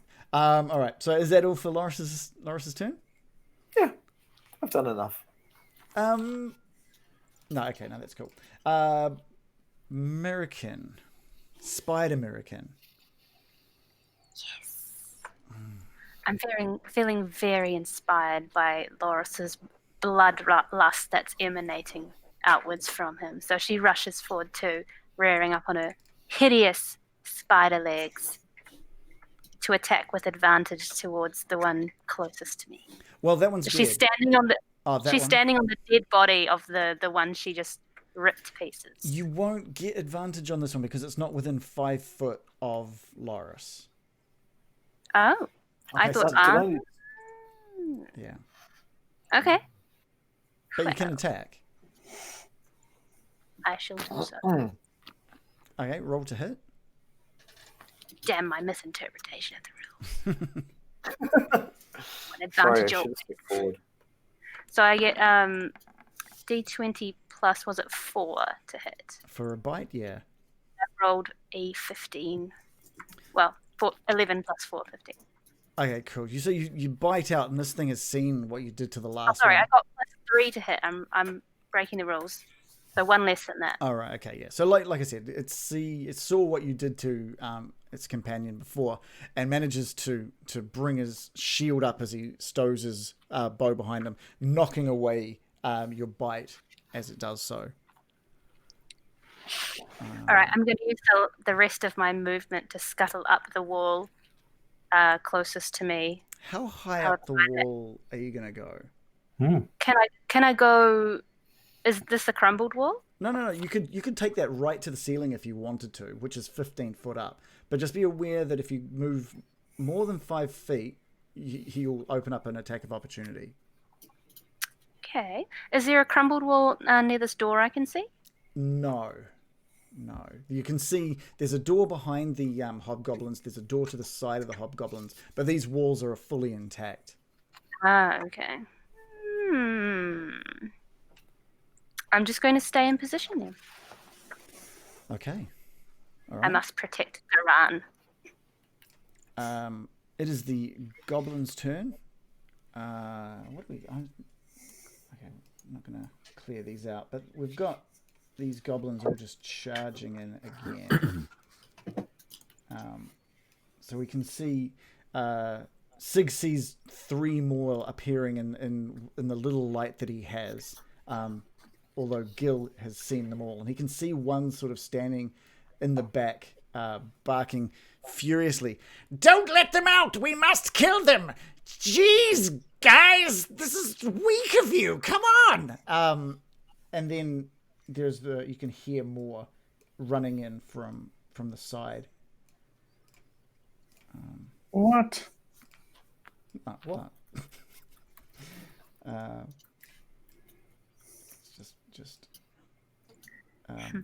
And one of them bursts through this door next to Bill, the one that he'd seen ringing the bell earlier. So I'll make that visible just for the sake of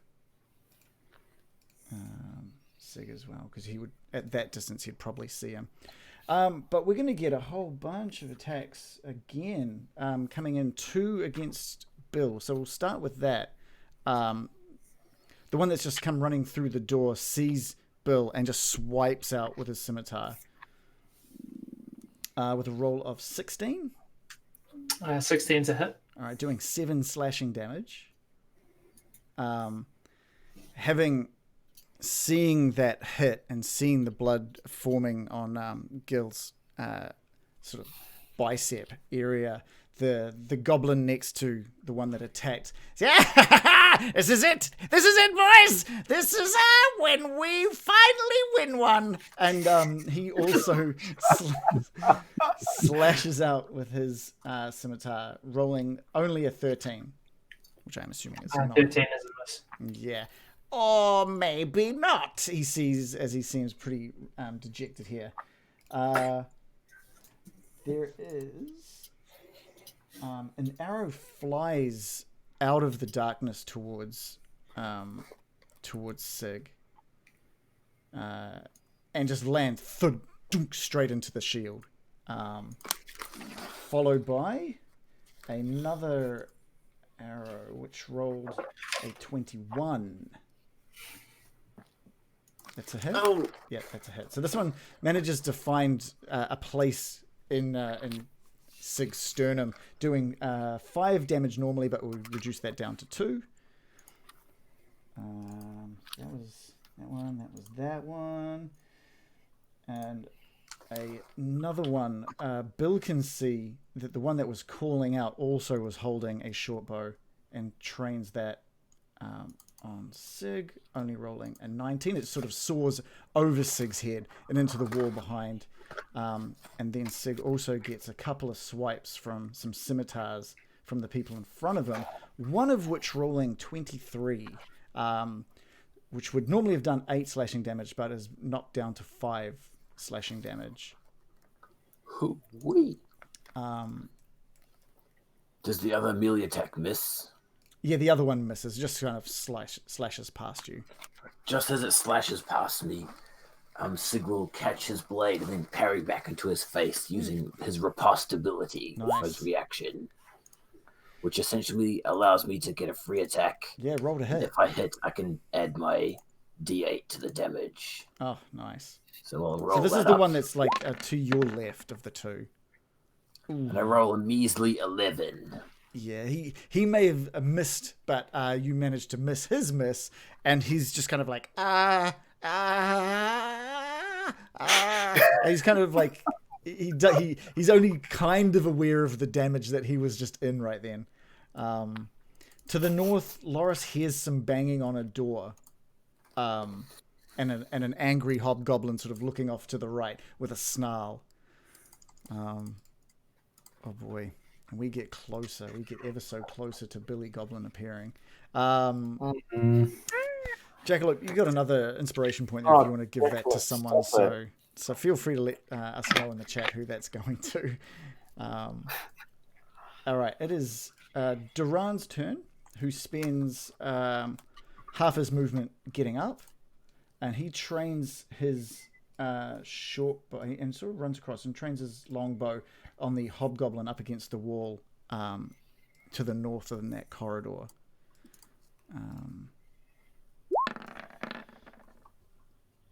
And that is a terrible miss. He's rolled a 5.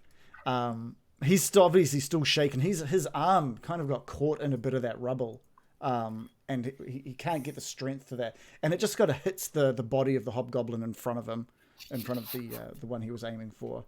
And he takes the rest of his time just to kind of stretch out his arm, try and get that feeling back into his bruised arm.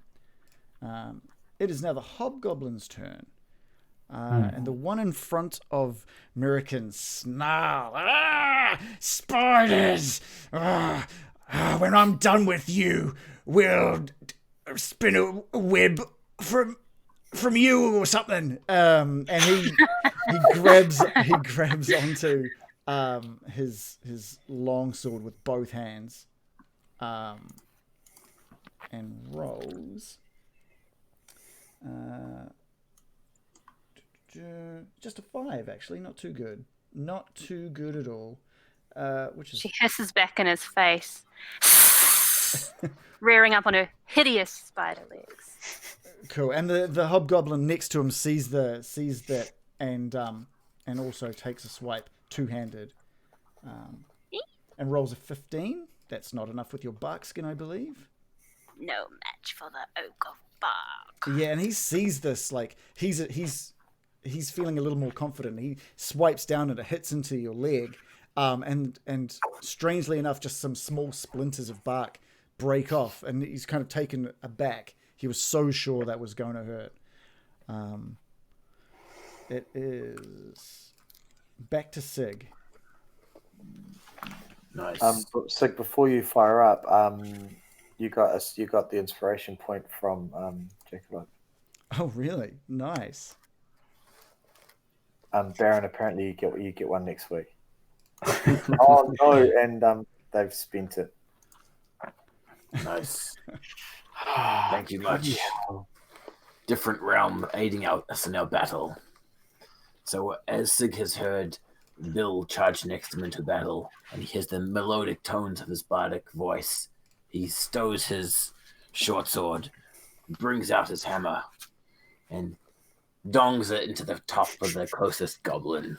Now, changing weapons, okay? Again, like bringing up the shield or putting away the shield, bringing or changing your weapon will be an action. So changing your shield is an action, right? But Yeah. swapping weapon an action?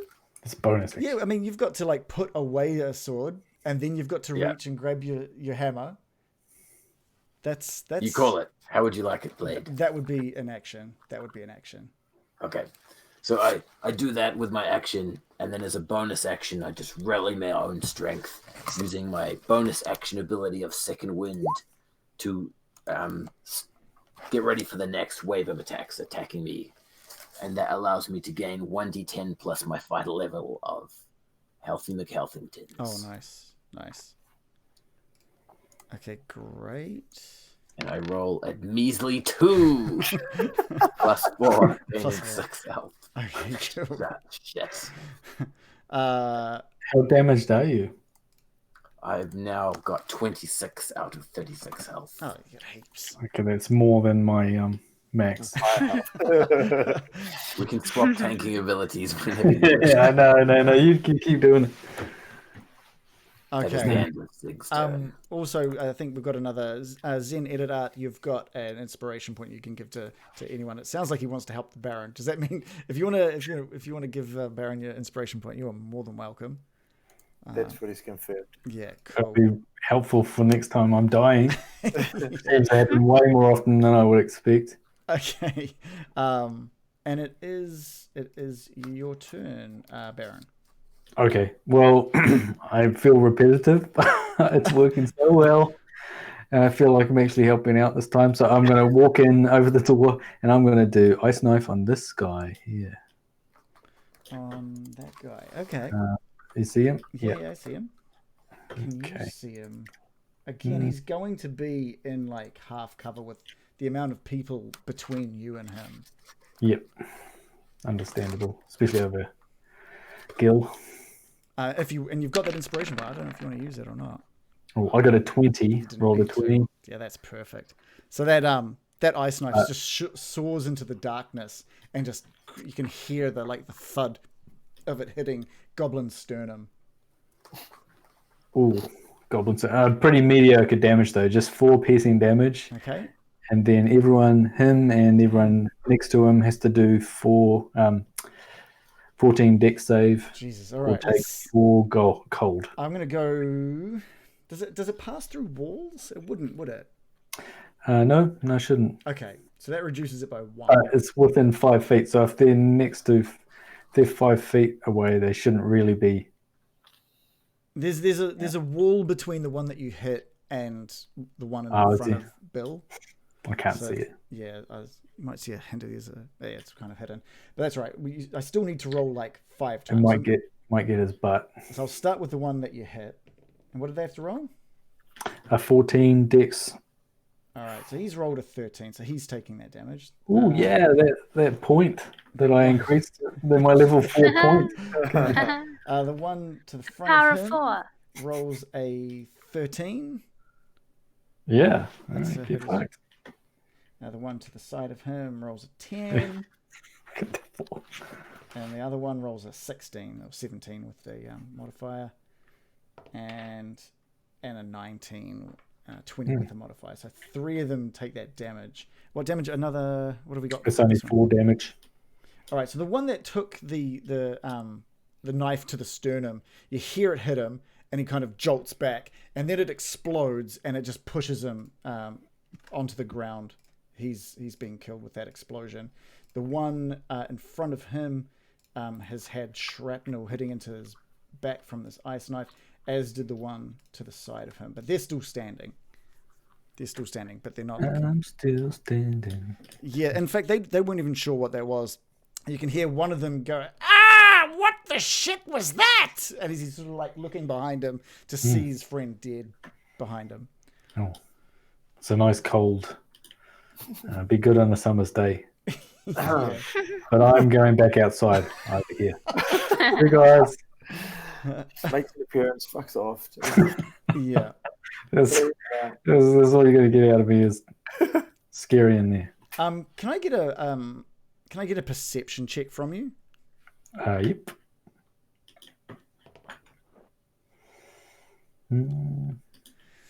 Back to the core. It's a +0, so I got a 17. Oh, okay, that's not so bad. As you make your way back out, you see a familiar face making his way up the stairs behind you. Billy Goblin has appeared, and he says, "Oh, you made it, huh? Well, let's see what old Billy Boy can do this time." Got a score to settle with this prick. Yeah. Kill you last time. Yeah. no chances either. It was just like 25 or something. Dead. We're back with Bill. So what can I see from my vantage point here? Man, okay. Is it the same? It's very similar. You've got, you've still got one. The one that attacked you is still right in front of you. The two that attacked you are right in front of you. Sig is by your side. He's got two in front of him. Past them are just like a bunch of dead bodies, and one goblin sort of standing at the back, shaking his fists. We'll get them, guys. Just keep it up. I believe in you. He's yelling out. How many goblins can I see? 1, 2, 3, 4, 5. You can see 6. You can see 5 and a half of one. That's just because he's behind a wall. I've got a couple of things to say. So first of all, this is purely for Fairy Blue Elf for telling me not to sing. I'm loving it. Oh. And then I want everybody to imagine, like, so it's basically a pitch dark area, but there's this like moonlight just streaming in, just shrouding Bill in this bright fluorescent light, and he begins to play.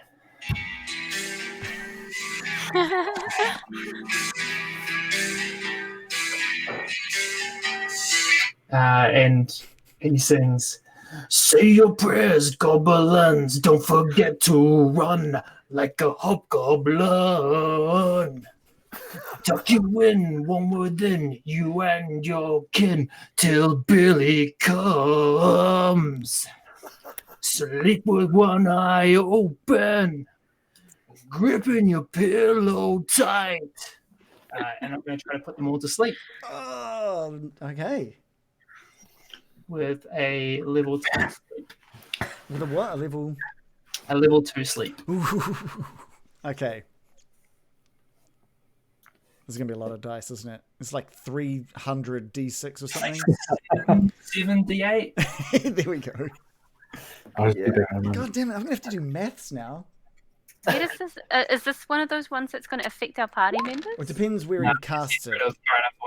Whoa, that was a low. That was quite low, actually. 27. That's really low. You did better on your other one. Center it back here. So I can just glance the Sig. If you're glancing Sig, you're also glancing the one that's in front of you. Is that right? Yeah. Okay, from that point...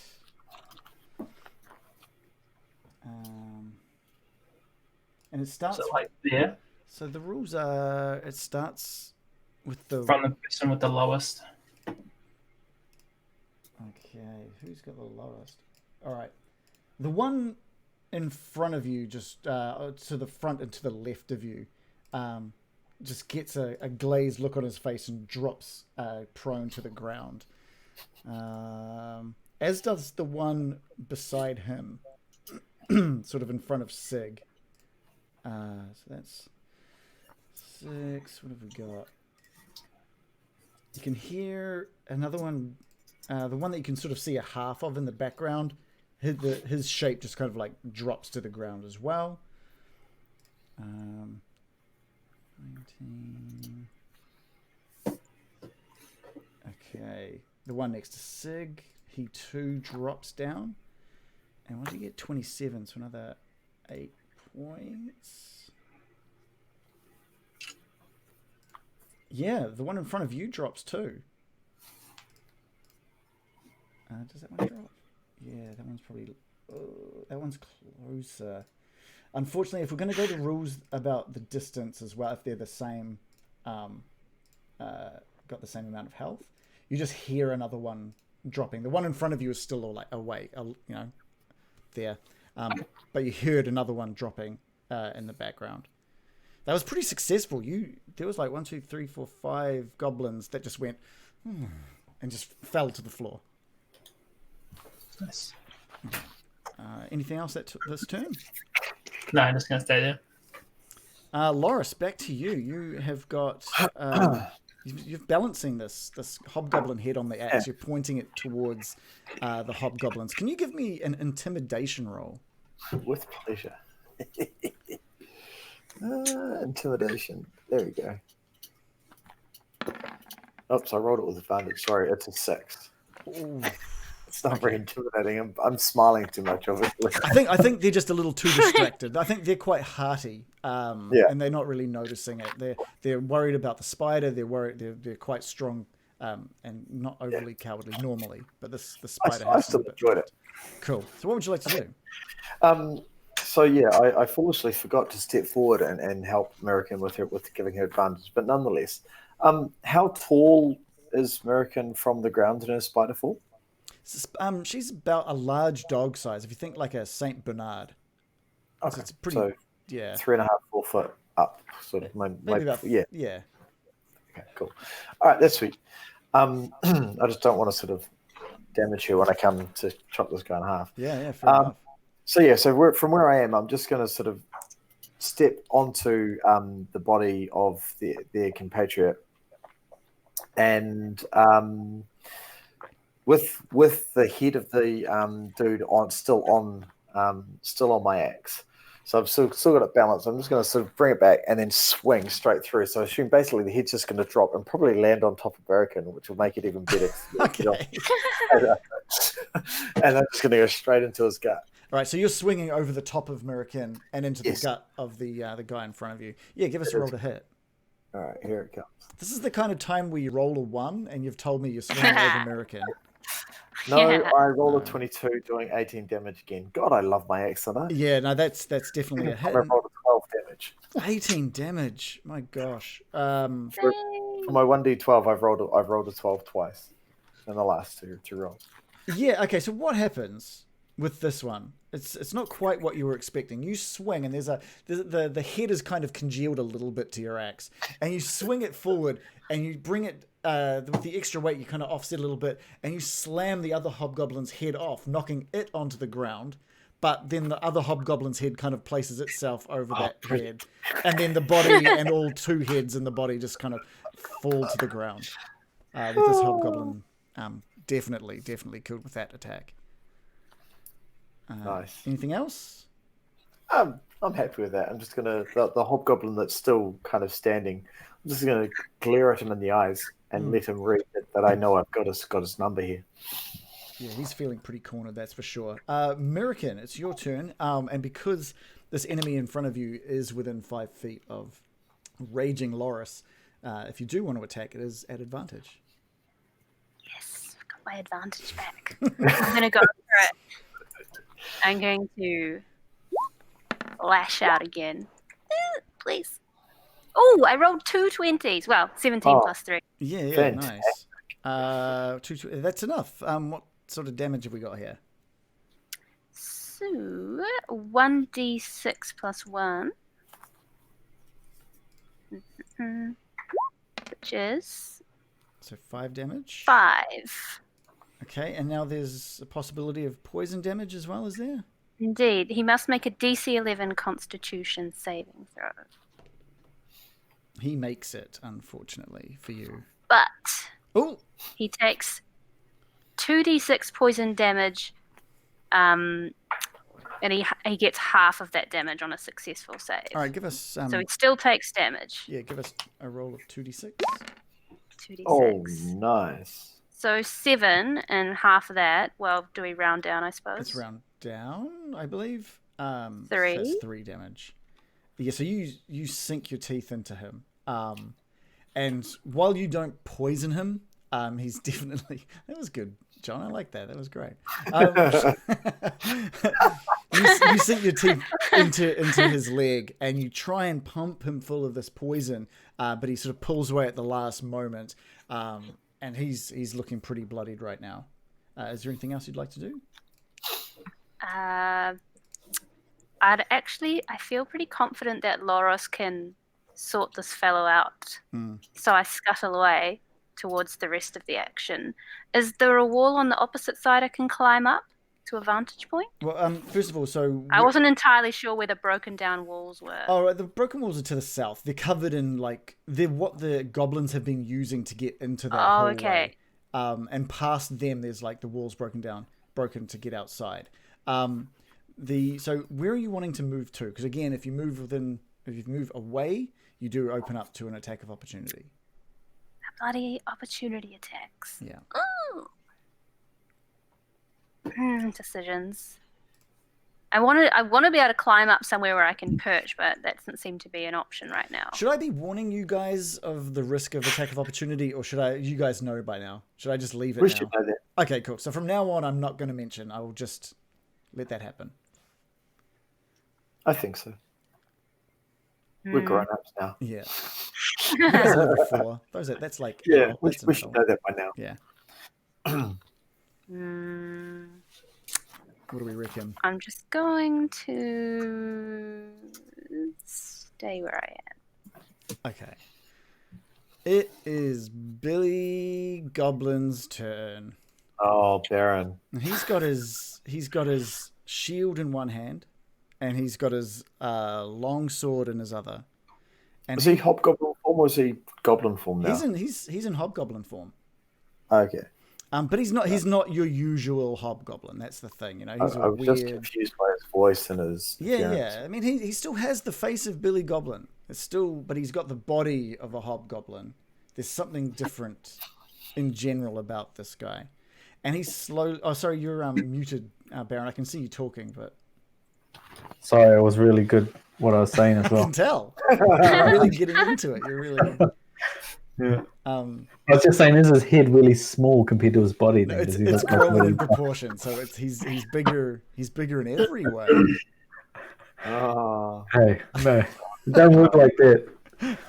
Okay, so Billy Goblin is just looking at the Baron, and he slowly makes his way towards the Baron with his long sword drawn. How slowly? Slowly enough to still get to you in 6 seconds. Okay, right. And he's walking right up to, and as he's walking up, he's like, "Yes, I'm not sure what kind of trickery you pulled to survive that one, but let's see you try again!" And slashes out. He's very angry, isn't he? Jesus. Yeah. He's only been killed like 6 times. You'd think he would have got used to it by now. Yeah. And he sort of is attacking you with like a bit of a backslash. And this thing slices the air in front of you and just clangs into the wall by your side.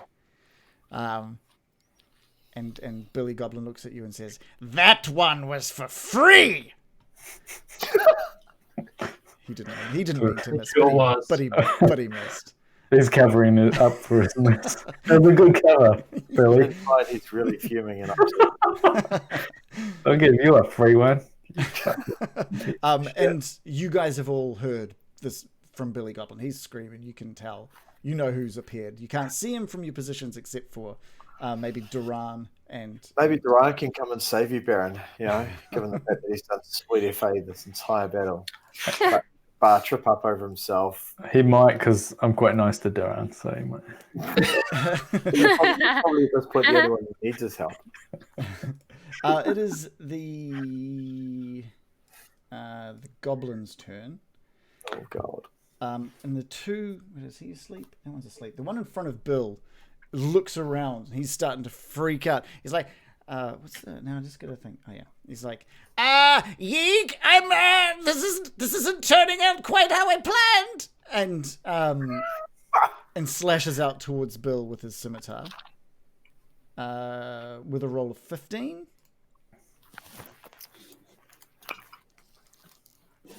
Fifteen's enough. That's an 8 slashing damage across Bill. And Yeeg sort of calls back, "Oh, well, I guess Yeeg just has to do bloody everything, huh?" And he comes storming out of the shadows, and lines up Sig with his short bow. And rolls... Wait a second. All right, rolls a 22. Oh, damn. doing 4 damage, but we obviously knocked that down to 1 because magical Sig's armor. Crazy. And you guys are sort of surrounded by 1, 2, 3, 4 sleeping goblins. And you just hear a kick. You hear a kick and a That's all you really hear from there. To the north, though, the door that was being knocked on, a goblin come. Oh man, I've got send you to the back layer. Back, down you go. All right. A goblin comes bursting in through this door, screaming, "Attack! Oh shit!" He sees just dead hobgoblins all around him, and just Loris with blood dripping from his axe, and there's blood dripping from this giant wolf spider's fangs.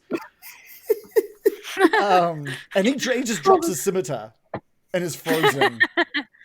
He drops his scimitar and is frozen. You can just see, and you can another goblin sort of in the doorway next to him, going, "Come on, what's the hold up, man?" And that's the goblin's turn. Duran, having tried to stretch out that damage from the trap earlier, he's looking around just to assess the situation and sees Billy Goblin and the Baron. He looks across and sees a goblin and a hobgoblin face to face with Lorison and a Merkin in wolf spider form. He assesses behind him to see Bill. How damaged is Bill right now?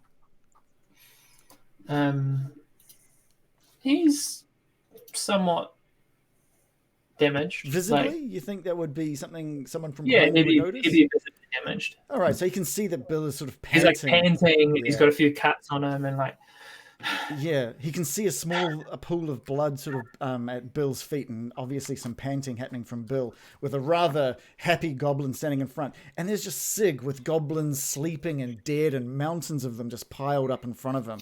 And he's trying to assess exactly who needs his help more. And he takes a step towards Loris, back to back with Loris, and pulls out his longbow and takes a shot at this goblin in front of Bill. So let's. Oh, does that mean he gets advantage? No, because he's next to a raging barbarian. No, the goblin would have to be. You've got it around the wrong way again. I get confused about the rules. Yeah. Someone has to be close to someone. Yeah. I got that far. Got that part right. You get there. Now this goblin is in half cover though, so he's still going to take a shot. And it's great. It's 19, which is more than enough to shoot into this Nicolas goblin. Cage does it. What's the damage on that one? 1d8. That's not bad, actually. 1d8 plus 1. So he rolls a 6. That arrow goes soaring past the side of Gil, and all Bill sees is this goblin in front of him suddenly acquire an arrow to this cheek cavity, and the goblin just stands there. It's like, fuck! And blood is pouring out, and he's very woozy on his feet. And Duran is kind of looking around for anyone to notice what he did, but no one did. So he's just kind of. And he was standing behind the tallest member, so it's not like anyone's going to. Yeah. It is this hobgoblin's turn, and again, and he again is he's quite bloodied. He's pretty bruised, and he steels himself, and he looks at the spider, and he wraps both hands around the pummel of his longsword, and just brings it down in one hefty swipe against Mirakin.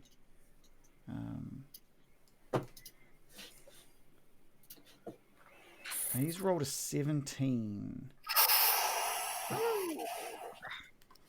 He cracks the bark. And that is with, because he's done with two-handed, he gets to roll a little bit of extra.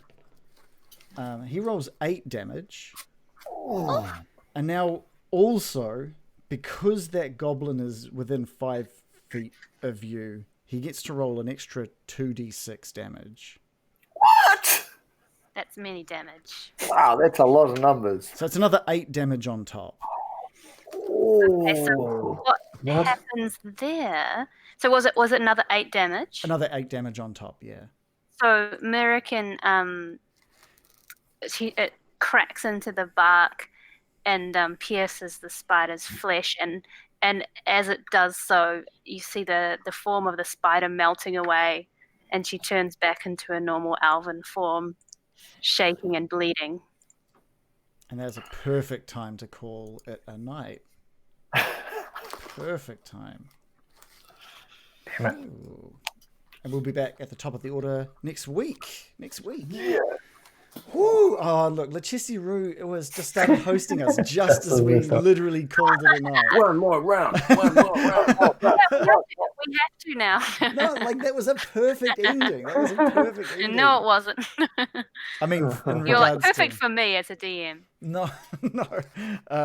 So Yeah, give me a chance, DM. So you guys Roll for it. No, that's it. You guys are all in a really interesting situation for next week. I think it's a good start to Cragmore Castle. Yeah. Oh, things are dicey. Things are definitely going dicey. I assume this is the entirety of Cragmore Castle, though. Yeah. We can't give much The more rest of the than that. castle is empty. Yeah. After we beat this battle, you'll be like, you've defeated the first room. I mean, there's a lot of Cragmore Castle left, right? Maybe. Well, it's like a clown car or something. Like where are we? Clown Castle. Yeah. I'm not particularly worried about hobgoblins or goblins. They die kind of easy. It's sort of what I am. Huh? Have you seen what's happened? Like a couple of hits and they just fall. Oh, in fact, one hit and they just fall over. I guess. Chop. Really, you chop him though. half. Whack, his head comes off. Right? I mean, the same could be said of you in the past when you're fighting the goblin. That's so true. That's so true.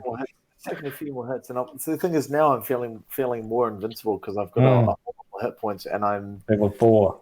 That level 4 makes you feel so much better. Yeah, you guys came in really strong for level 4 into Cragmore Castle, like really, really strong. Yeah. I was kind of worried it was going to be a bit of a breeze, but I think it's all right. I think it's scary.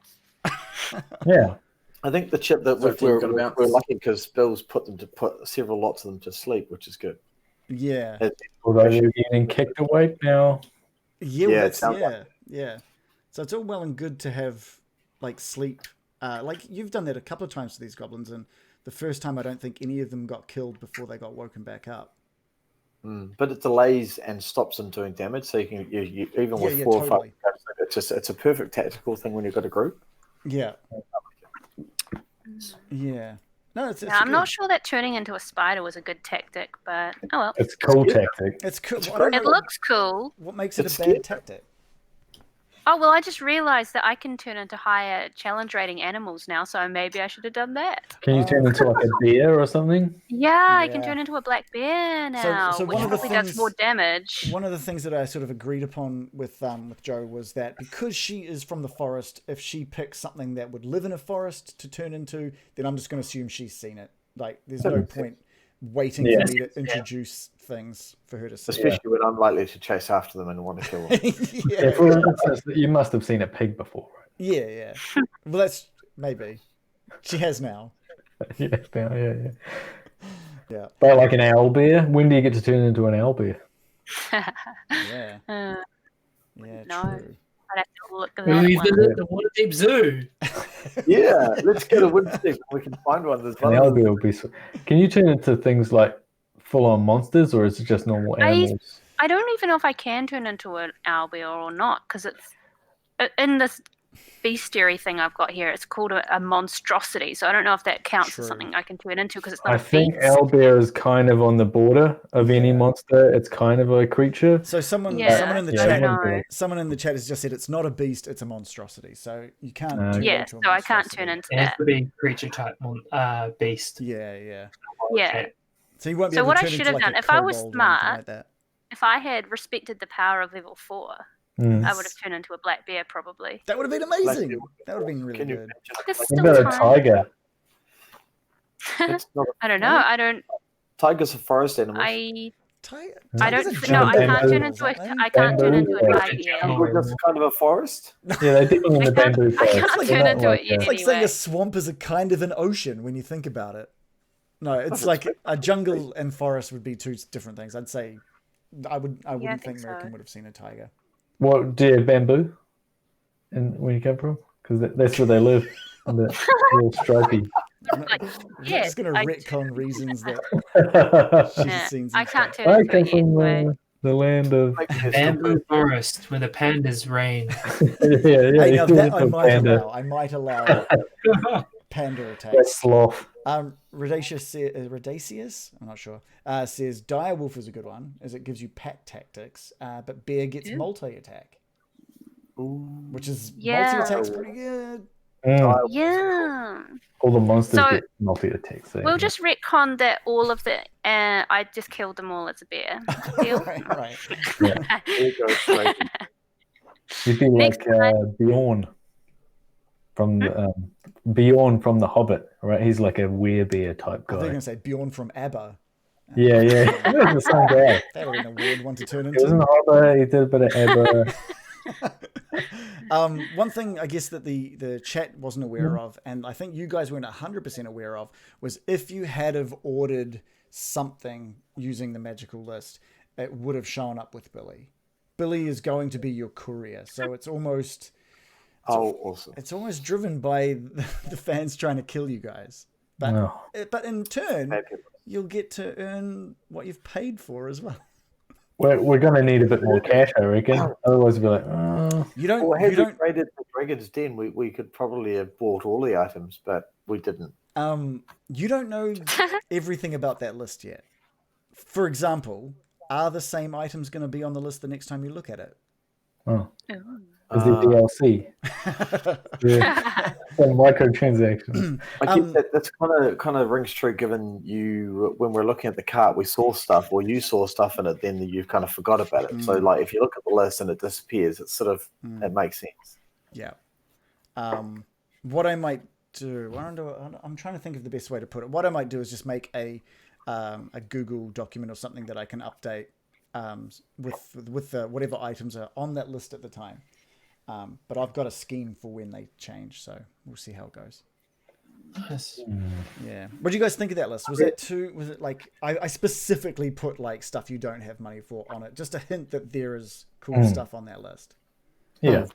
And that gave me the hint to like save up money, really. That's what whenever I see that in a game or something, I'm like, I'm gonna save up for that thing. I'm not gonna play the low tier. I was talking to someone about D&D today and just loot in general, and I'm keen to get people's thoughts in the chat as well, or even if you come and chat to us on Discord. Just like loot in D&D almost seems pointless, like it's really hard to get right. Nah, you just gotta. I think it seems pointless if you go middle ground. Once you like in old D&D, you would get loads of money eventually. And you spend that money on henchmen and castles and things like that, and you can't even access that stuff if you're just getting like $100 or something. You need and also if you look at our how much we need to spend to get a living. So I would get like a luxury, and I would spend like I think it's 25 gold or something a week, and then that gives you loads of cheese and crackers and all that stuff. Or you can live as a poor person and pay like 1 gold a week or something like that. That's interesting. That's really interesting. And that determines your lifestyle, so you choose your lifestyle. Yeah. Isn't that based off your class? Because I remember the handbook saying something about like druids being like this many gold a week. It's your background, isn't your background that chooses a noble or a thing, right? No, it's not like a noble. Like if you could decide to have like a really high luxury living if you wanted to. Yeah. Or you could, be if you're a druid or a barbarian because you've been used to like living in squalor or living rough, But someone like Baron would be like, well, of course I would have the best of everything. Yeah. Yeah. But I don't need to. I could, if I won't at the moment. I can't afford to. But like, if I could, I would. Yeah, that's Yeah, interesting. I think, Maybe I think with loot though, like particularly if you're killing so in end of a big battle, the reward, given that we're not getting experience points for it, like we're doing the staging of the experience points, the loot kind of gives you that reward. Yeah. Because normally if you're doing the XP version, you get heaps of XP by killing 50 enemies and going yay, and you'll get closer to leveling up. So that's more the reward. So you don't need such a big loot. But with the way we're doing it, it's kind of nice getting, I don't know, some really cool shit occasionally, which might be helpful. Right. I think there is a slippery slope where you buy these +1 weapons and stuff, and very soon they don't seem that interesting. Yeah, exactly. That's the shitty part about loot. Yeah. But It's when got to be it's fun, right? using it for like henchmen or people to carry your stuff and things, I think that can get quite interesting because you form like a bit of a following or an army. Yeah. That's what we're not really used to. But once you get used to it, or you put it into the game, then it can be like, oh, your entourage gets wiped out or something. Yeah, like that's actually. I think that takes a lot of different forms, right? Like I always considered Finn's griffin, which he rode, to be a magical item. It was basically like a magic carpet that he could fire arrows from. So, like, the loot that showed up for Finn was relative to the fact that he already had a magical flying griffin. Yeah, gotcha. That's cool. And I didn't really mind either. I didn't really. You gave us a magic shop at one point as well that had some decent stuff for us to jump on. But I don't know. Like, yeah, I don't know. I haven't seen, I guess, loot done really, really meaningfully. And I think if it was something like what you're saying, Shannon, where maybe you guys buy a bar to get income. So next time you're back at Phandelver, you've made money from that, which you can then utilize in other meaningful ways as well. But that just seems so far removed from like video games, and I know that's a really bad comparison, video games and D&D. But I don't know. Some games have that stuff, but I personally find that side of games like the most like boring. I don't want. I always get like really bogged down in inventory management and like buying items and selling items to you. It's like that's fair. Does anyone really love that part of it? I don't know. Maybe some people. There will be someone that loves it. I fucking love it. Yeah. So hate it. Yeah. For me, I could win a massive battle, get a cool sword or get a cool thing, and not have to worry about the other shit. Like the whole making a living. It's like, no, I'm here to. I don't think it's not about making a living, but it's about like you get a whole bunch of people, and they like if you look on the thing for buying castles and things, you have to pay a certain amount of money per week to maintain that castle. To all the people that work there. Yeah, and then you would control an area or something. Then you would stop, brigands from coming in, and then you'd maybe go to where the trouble is, or like people come to you. I don't think I've ever got that far advanced in a character to buy a castle. It's a thing in the old games, though, right? Like, it's almost at the point where your character has retired and become a lord or lady area, and you then like all the adventuring gets done by the squire or by the. Not that I remember. You get it quite early on. Well, like halfway through, let's say you'll get like a castle, but you're still adventuring. But if you think like that's how you sort of get a real hero status, like King Arthur or something. He's got a whole bunch of knights, and he goes on an adventure, or people come and say, "Can you please kill this dragon?" You're not always like, "Oh, wonder what the next quest would be." It comes to you. I kind of I wanted to give you guys a little bit of a feeling of having a minion with Sildar going out and doing something for you guys, and then having repercussions happen to it. And I really liked the whole interaction with all of that, right to like being at his bedside and giving him sort of like things to hopefully you're going to be all right when we next see you kind of thing. That was cool. Yeah. But it'd be quite cool to be able to spend your money on, if there were any red brands left, like getting them to go and maybe they could have gone and sorted out what was happening with Agatha, while you guys My look record after Crazy hasn't been Castle great. and that kind of thing. That'd be kind of a cool way of using money. There's also things like when you're he's back. He's back. There's like carousing and things like that. You choose what to do in your downtime, and some of that costs a lot of money. If you want to do it, and you can lose a lot of money. Reese, we're just talking about like loot in D&D, and I was saying I hadn't really seen it done well. And is it meaningless, or is it good, or how can it be used? And we're talking sort of like what is it all in 5th edition as well, Shannon? Like the idea of buying castles and stuff. Yep, that's pretty cool. Yeah, you can build it in. Like so for one of the epic logs, for our epic log for Storm King's Thunder, I ordered a book that's called Strongholds and Followers. And it's specifically like the thing.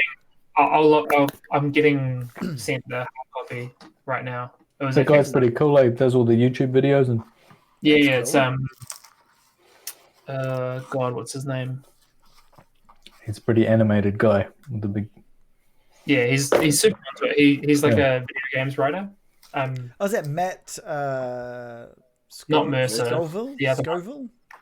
Yes, Matt Scoville. Yeah. So it's his Kickstarter. Oh, cool. And so he wrote this book called Strongholds and Followers. Yeah. So it's about like building a stronghold and then adopting followers. But for the purposes of the epic log, I'm like, well, you've gone from like level 11 to level 15. I'm assuming a bunch of stuff has happened. Like, Oust was clearly like wanted to Dave go, oh, minions. And so like my whole idea was based around that for him. But if you're interested in reading about it, Reagan, you can totally borrow the book. Yeah, that's cool. That's very cool. It's going to be interesting with you guys, with us all looking to wrap. I don't know when we're going to be wrapping up this campaign, but I'm definitely keen to jump into the epic logs. We just need to figure out the best way to introduce them to people who may not have seen any of the Storm King's Thunder. If they're self-contained, I suppose. Yeah, we can do an intro as to the character and give them like, kind of this is how they've got to 15, and then this is kind of the end of their Storm King Thunder's journey. Yeah. Yeah, maybe we could do like a work out some way of cutting together like these characters have all completed Storm King's Thunder, and like this is where they're at. Like a last time on, and then the idea is for people who are still watching, the idea is that there's like a self-contained like 3-ish session like epilogue where everybody is level 15 and it centers around one particular character, but they like everybody else is there, but it's about that character, so they get a chance to like do all the things that they wanted to do. And so I think there's like 5 characters. Yeah. So it would take us like half a year to get through everyone. Yeah. And knowing with how we play a little slow too. 3 sessions could turn into 6 very, very quickly. Yeah. Well, I thought I've got some ideas about how to keep pace. For that stuff. Okay. And just like force some action. Like I think you've been doing a really good job, Reagan, of just like forcing us to kind of go. Yeah. I didn't at first. That was just a rookie mistake, I think. There's something to be said about being like I'm all for some random encounters, but only if you guys haven't had a good encounter for a while, or if you're going somewhere that might not have an encounter, or I don't want to just throw it in and slow everything down just so you guys can get some more kills. When I sort of veer away from random encounters unless they move the story forward. And they rarely do. And all you normally get is some extra gold pieces and not much of it, you know? Yeah, some damage. Yeah. And a reason to have a long rest. I think where I've ended up with random encounters is like, it kind of depends on how you want to make people feel. Like, do you want them to feel like the wilderness is dangerous? Yeah. And you want to throw like really bad shit at them when they're out, kind of traversing terrain and things. If they're not cautious.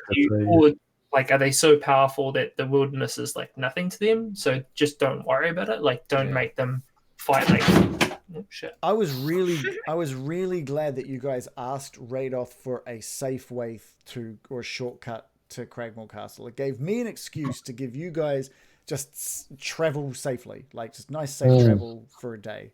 So I was really happy with that. Really, really stoked with that. It was really smart from Shannon. That kind of reward is you do something smart, so it means it speeds the story up, but it's a reward for us as well. Yeah, totally. Nice if it actually has an effect, isn't it? Yeah.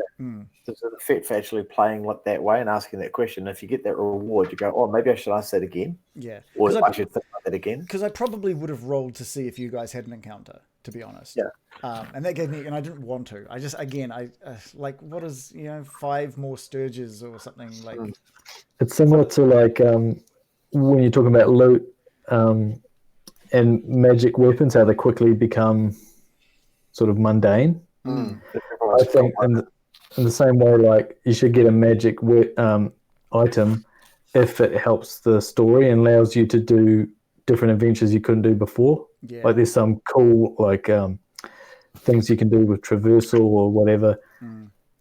Or like crazy machinery, like magic machinery, and that's different from like a sword that's like +2. Yeah. Or, because they quickly, you just take it for granted. It'd be really interesting to know what kind of items, and maybe this is something we can discuss in Discord. What kind of items you guys are looking for, like what, just so I have an idea of what to have, because I know the module has a plan for what is in each area and what you need to do to get it. If you look in the book, in the magic items thing, there's so many like things like, whoa, that's cool. Oh yeah, like when I was putting together that list, I was just looking at a bunch of uncommon and maybe a couple of rare items, just so I could take a look and see what sort of magic items there were. And it's fantastic. Yeah. There's some great stuff. But there was some I was like, well, I'm not going to use that, because it was like walk on water, and I'm like, you guys aren't coming across any water anytime soon. But I think like they spring to mind like an adventure in themselves. Yeah. Like you get that item and you go, okay, this will appear here, and you can, oh, that's nice. This is Gil. See you later. Random Origins, have a good night. Hopefully that Billy appearance was what you were hoping for. Oh, his hair's getting the effect on him. Oh. He's getting the Snapchat filter. Oh my goodness, it's worked out. That's how realistic it is. That's pretty similar to Bill, actually. That's awesome. That's cool. I think like when it comes to the items thing, I'm a huge fan of asking the players what they want. Like, right. And it's not that you're just going to gift them the exact thing that they're after, but it gives you a good feel for like, oh, okay, so you're interested in these kinds of things. And then you can kind of cut that to fit for what's about to happen, instead of being like, oh, hey, here's like a thing, and then it suits none of the party, and everybody's a bit like disappointed that they found a magic item. Finally, we found a magic item. And it works for us, Because I'd be like, if I got given like an enchanted dagger, I'd be like, oh, well, I probably don't. I guess I should use it, but like I'm trying to like make a more interesting battle style than just I'm very good at hitting things with daggers. Yeah, well, have a think about what you guys have a think about what would interest you. Like maybe a +1 or a +2 is exactly what Loris needs to, in front of him. I don't know. Maybe that does interest him. What I really want is something that gives me lightning damage. Oh, really? Okay. I'm really keen on lightning damage. I love the effect of lightning damage. Oh, that's really good to know. Please let me know why. That would just Because I think you've received like a couple of spells now that mean nothing to anyone and no one cares about, and it's just like, that sucks. Honestly, the spell scrolls are freaking nightmare rule lawyer town. I don't want a bar of it. I still have to use one. But I like them because that's the only way for me to get spells that I wouldn't normally get. I think I'm enjoying watching Baron roll for scrolls. Yeah, I've still got 1 to roll for. The hit miss ratio on reading a scroll, it's either going to blow up on it. It's just character. It's exciting though. It is. I really like that you. I love that moment where you failed and just like you'd look down at what you'd scrawled and it was just garbage, and then you just wrote shit in the. And I'm just like, that's so good. Fuck, sorry, yeah.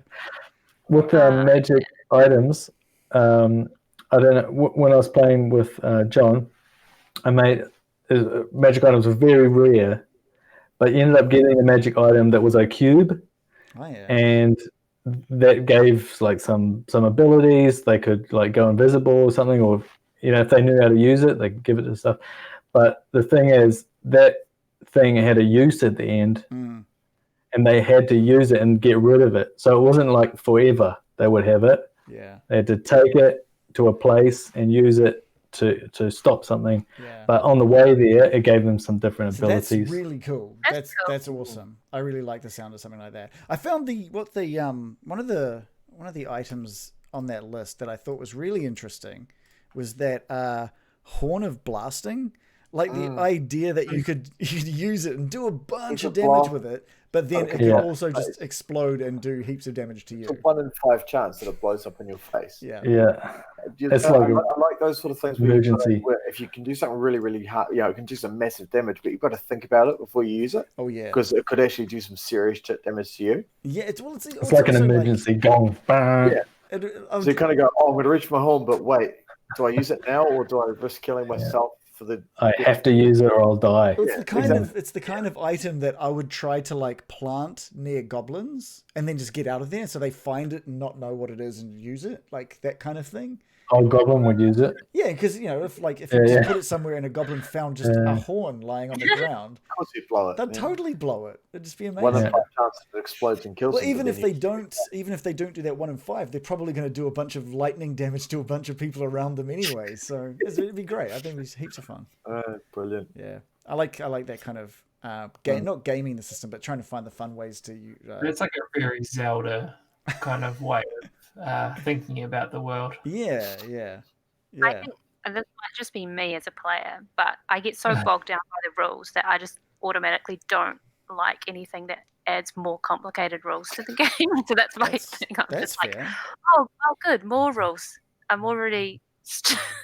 I think you're really handling it well, though. You have chosen the hardest set. I don't know if it's hardest, but I didn't realize it was going to be this hard when I chose this class. The character and race with probably the most rules possible. Yeah, I think you're doing well by doing what you want to do as well. Like, I want to turn into a spider. That's why you should play it instead of I'm going to turn into the creature that is the most damage. Yeah. And that's when it becomes boring. I've done that with some of my attacks. Like, I could easily just bash everything with my axe, but sometimes it's fun just to pick shit up and throw them onto the ground. Sometimes it's fun You got to suplex it sometimes. I really like the flavor you give a lot of your attacks. It's really fun to play with. It's kind of all as a barbarian character. It's literally the only way I can add flavor to shit because that's what I'm going to do is beat shit up. So the way I attack and the color that I do is kind of what I've got to do. Yeah, because when I was playing with Finn, I found I was getting bored with like I'm on alpha, I'm shooting an arrow, and I was getting so bored with that, and towards the end of it, to the point where I was like, man, I wonder if I need to get rid of alpha so I can get back into my creative. That's why DMs have to encourage, and in the rules it's encouraged as well to do this. Like when you do something that is entertaining or out of the box, you get inspiration. That's pretty much why they invented inspiration. Yeah. So just by doing something that isn't the norm, you're actually giving an advantage to that. So you come out on top more than if you were just doing the normal hit. I think just doing interesting things is the nature of the game, right? Like it makes it so much more fun than like, oh, I do this thing. Yeah. And then I get to do this thing again. One thing I've noticed with my other character in another campaign is because they're a rogue, like the best thing for them to do is always to stab someone. Oh yeah. And I'm like, okay, so I guess I stab them. it's so like playing a bard. You have so many different things. Like, and I've put in place rules not unlike Baron has, where I don't use vicious mockery unless I have something to say. So I'm constantly like trying to think of like a thing that I need to say, and sometimes it's pretty shit. Man. No, they're always gold. They're so good. Interesting. I just listened to the recent podcast, episode 11, where it's talking about like this is when you pull out like your mother was a goblin. No, your father was a goblin, and your mother was just a fuck ugly bear. And it was just like amazing, like that. And it was a bugbear, yeah.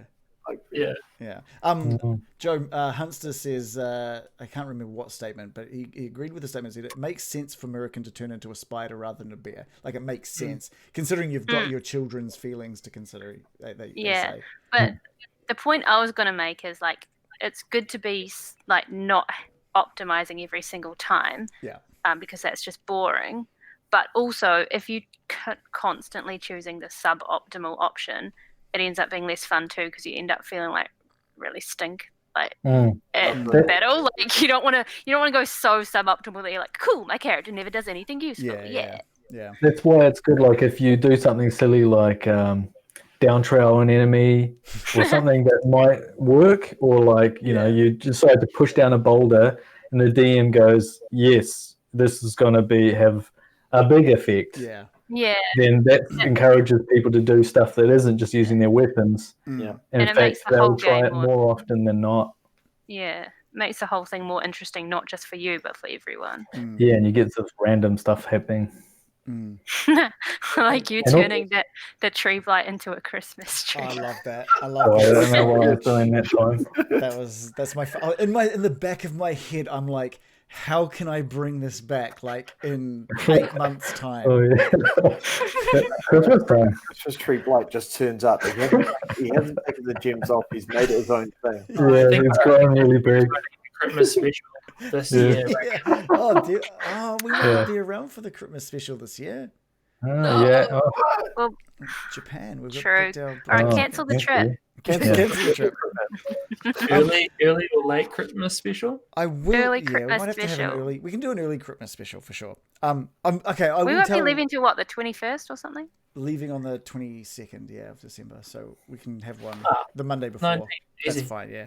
I will say about tonight, the only thing I'm even remotely annoyed at was I've been working on a fucking dragon voice for months. Is it like Sean Connery? No, you guys don't get to experience it now. Like that's. Now we have I was going to go all crazy hunter and go, oh, that's it, we're going to get the dragon. That's what you were hoping. You were just hoping, but I pulled the rational card. I had him all ready. I've got like a little button there ready to go. I had man. So looking forward to your post campaign like catharsis. Yeah. Because I know, like after Storm King's Thunder, I fucking loved that. I was just like, I just get to like tell you everything that's going on, and I'm sure now you understand the feeling of like, imagine if we knew. I have 2 buttons that I was preparing to use with voices for tonight, and I don't know if we're literally ever going to have these characters show up again. You need the bait for the dragon. Like, we need someone in trouble. There was you guys saw like a quarter of Thunder Tree, if that. I know, but if you know there's a dragon there, we're going to get out unless you hear like, oh, someone's screaming for help. Or Bait was coming. Bait was 100% coming. That's that you show that we saw of Thunder Tree. You kind of we sort of went that way. We got to that point, and Radolf was like, "No, dude, get out of here." I was like, "Okay, fine." There was no suggestion. I'm Frankie. Like, oh, I think I saw someone in trouble. He did ask you guys if you wanted to take on the dragon, but he wasn't but he was like, "It's no big deal. It's fine." Just get out of here, please. Yeah, he's like, "I'm leaving anyway." Yeah. My cousin is getting eaten by the dragon. We might have helped him. Right. We might have thought about it. I'm pleased to have a single plot point to follow right now. Yeah. I mean, that's why I think that was why I didn't bother really pushing it. Like, there is stuff I could have easily done to make you guys more interested. Maybe not in the dragon, but maybe in regards to the spiders or the cloaked figures or stuff like that. Yeah. And I was just like, you know what? You guys have done enough side quests for now, I think. We've done plenty, We've been I don't think they've really been side quests. Well, we're following the trails. Yeah, you've been following the trying to get breadcrumbs. answers, right? But we did crush a bunch of them like real fast. Like the Agatha one was like, bam, done. So the secret with the Agatha thing is you could have just asked her where like Cragmore Castle was. Really? You could have literally asked her anything. You could have asked her where Wave Echo Cave was. Oh well. You could have. What did I we couldn't ask remember her? what we asked her in the end. We I just asked her about the story. About the spell book. Yeah. The We book, asked her Spell what book, the that was church lady important. wanted to know about. Yeah. I mean, I it didn't would have been realise she was pretty rude to all-knowing. like be like, "Well, yeah, we'll do this for you," and then come back to her and be like, "So did you find out?" And we're like, Just "No, come we just back asked like her this. something else." Yeah, no, we just That was our characters, right? Like we wanted to help. We were there to help someone. Yeah. We weren't there to progress our quest. No, I didn't even realize that she would know. She So said you didn't we could just ask get her- like one question? She said you could we ask got her one question. one question. But it was so, and I paused briefly and I said, "Look, like we can literally ask her anything. Yeah. Do you guys want to ask her anything?" And you're like, "Nah, let's just ask her the question." I was like, "All right." Yeah, which is cool. I didn't have, to be fair, I didn't have a better question. I was just like, I feel like we keep our integrity intact. Yeah, I think there's always that was very on character for us. What little bit there is. I also think there's like, and I don't know if you found the same, John, especially with a campaign that lasted like 2 years. It's hard to keep the main quest in the characters' minds, in the players' minds. Very much so. Because I remember we got right up to like the fire giants, and we were like, what does the conch do? Like, why are we getting the conch? Like, we had no idea after like 18 months. Confused with so many side quests and so many other bits and pieces. It was like, fuck. Yeah. Jackalope's calling it a night. So thank you so much for watching, Jackalope, and thank you so much for putting all those cheers into getting Billy spawned. It means so much the support. Thank you so much, Jackalope. Have a good night. It's the Baron. Thank you. Yes, that's Bye. Right. It looks like someone from Dr. Katz. That's a good Dr. Katz, yeah, that was great. It was like that's one of the criticisms of it is it's so open world that people often forget why they're anywhere. Yeah, I can admit I was trying to follow along with that story, but it was really, really hard. I think a few of the ones are like that. What was that one we did with Peter with the dragons and the masks? That's funny because that one got the opposite reviews where it was like railroaded. Yeah, it was like real railroaded. I don't reckon. It's like what is overly complicated with cults and you're going off to different areas. I think it was the different guilds, but Storm King's Thunder is truly a sandbox, and that was like their objective from the beginning. It's like you at this point you can literally go anywhere and do anything, and the world will wait for you. That was cool. It was really cool, but so I made some decisions to skip a whole bunch of shit. Right. Like when you guys did the Oracle part, I might have told you this before, but there's this whole part where you go and check out burial mounds, and so you're supposed to go and check like 5 different burial mounds.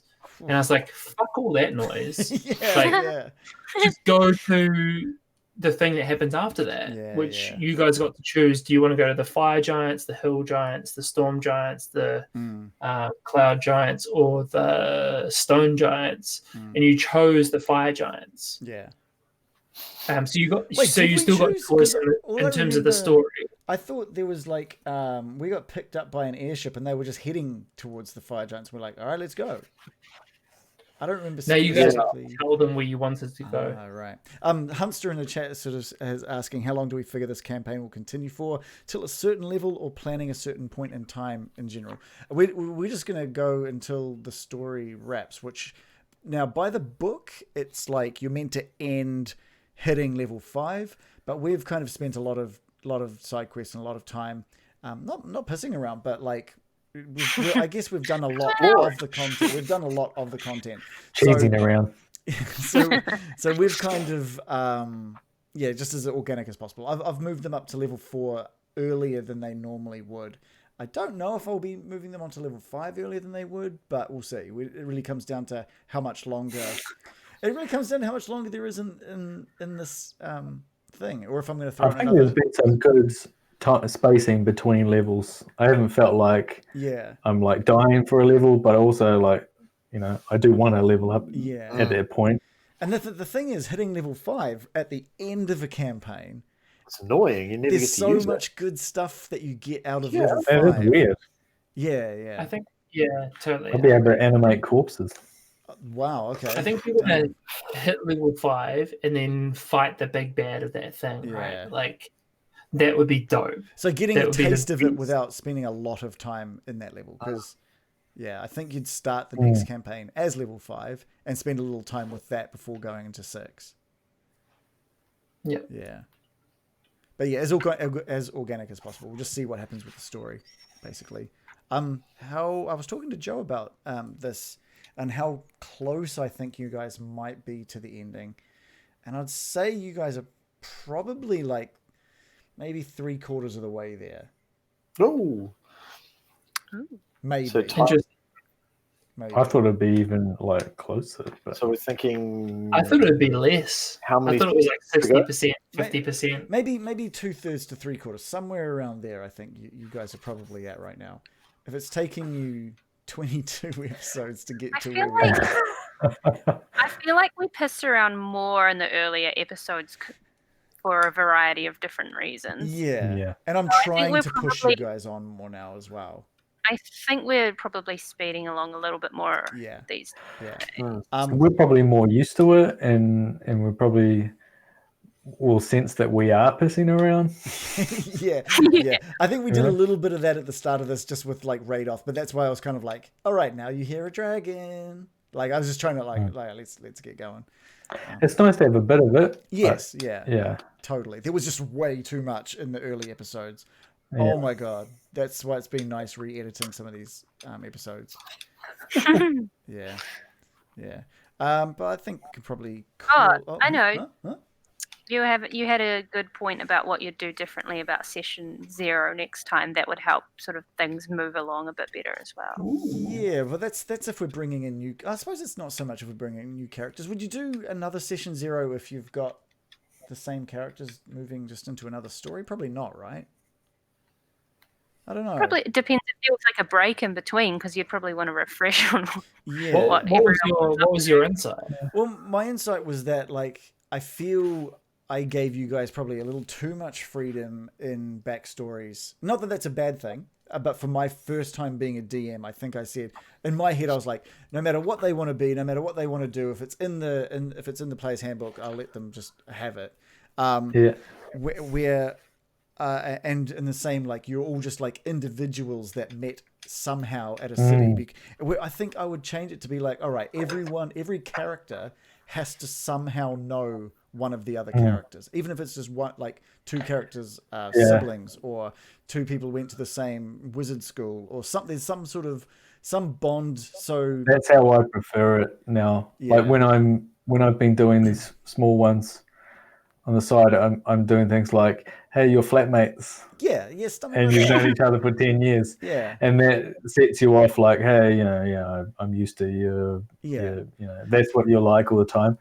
But we are, ultimately got each other's backs. And I think because there's always this like you meet in the tavern as awkward, and you're like, oh, my name is yada yada. Gross. And then you have to figure out why you'd hang around each other. Like I think the thing that made it more like when I decided I would do something like that is just when I heard some of the conversations about like people doing things that upset other characters, like, oh, why would we do it this way? That my character wouldn't want to be around someone who did something like that, or like in the same like American having a distaste of necromancers. And it's kind of like, well, you guys are only hanging out because we're playing a game. Your characters are hanging out because we're playing a game.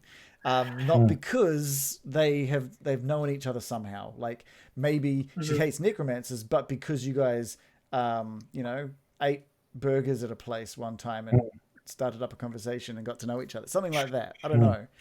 Yeah, because you have to figure out, you have to create a character that can go on an adventure with other characters. Ultimately. And if you're always coming up with reasons like, the classic is, my character is a loner and he doesn't talk to anyone, he doesn't trust anyone. That's just like, and it might be cool for if you're writing a novel and it's got a story arc that you know what's going to happen. But if you're just playing week to week, it's never going to really work out. It's just going to be annoying.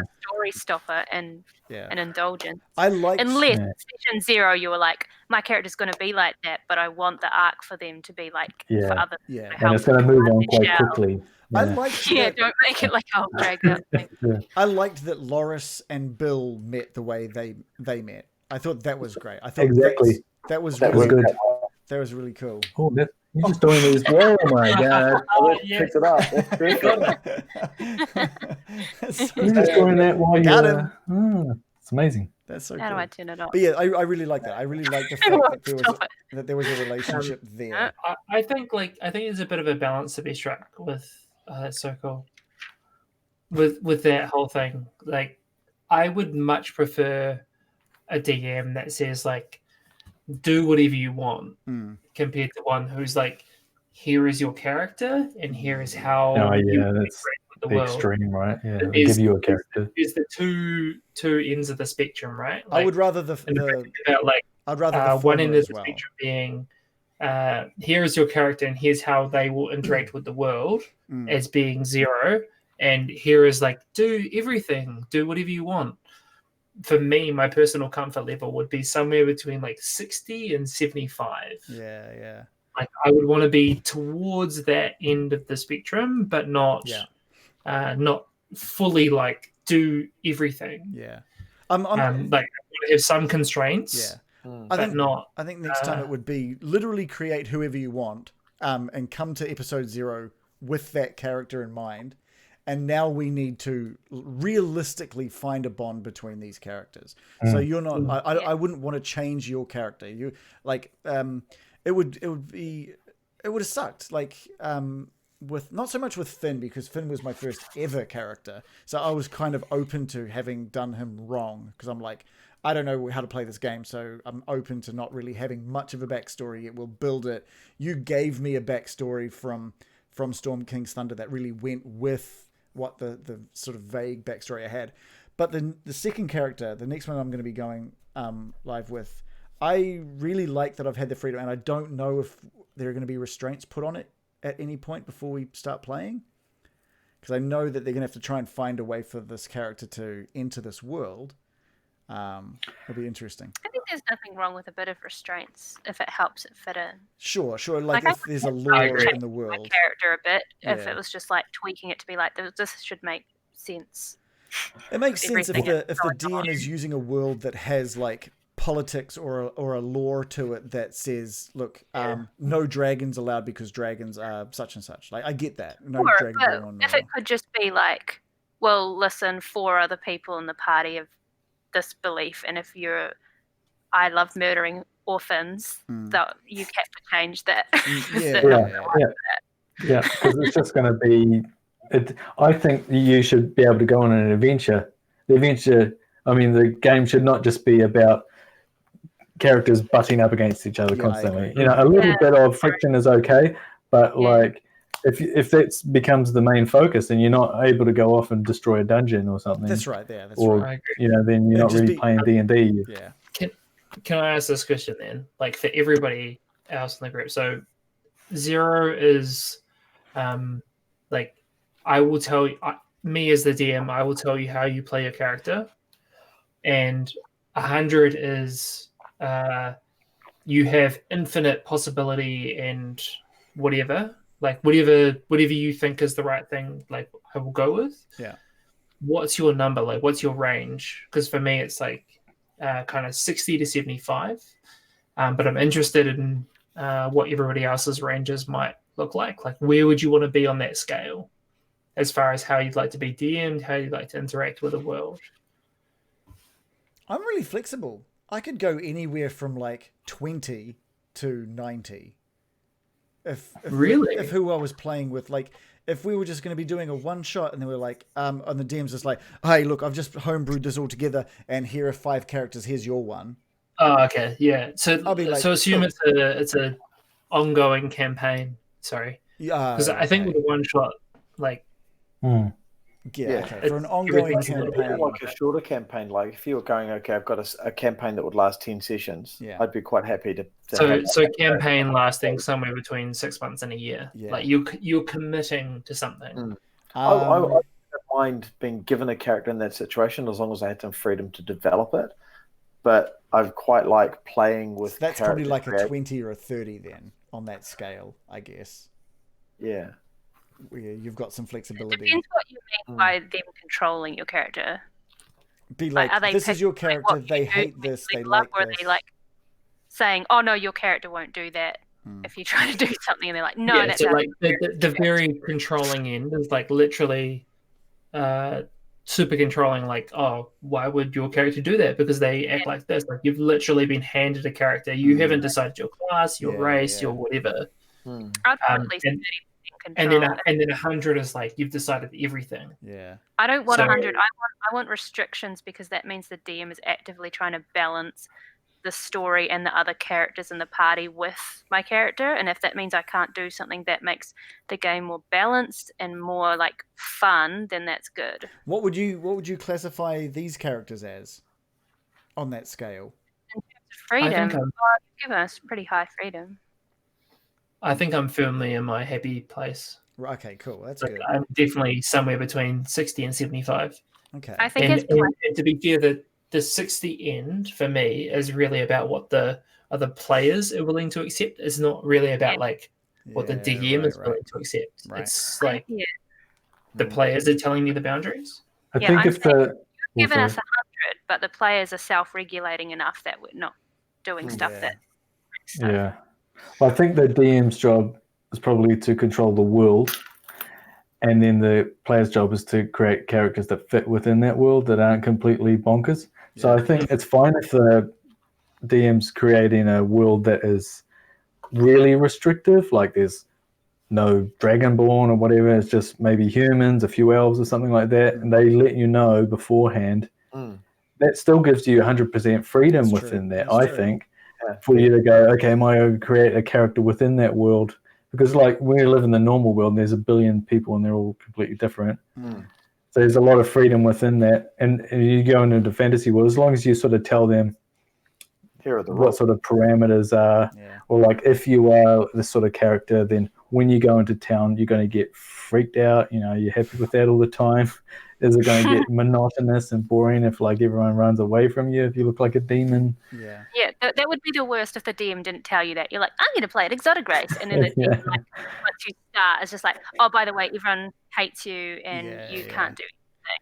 Yeah. And you'll be like, I regret it. That's part of the conversation you have beforehand, right? The DM says, here's the world, this is what you're going to do, and this is where I'm going to put you.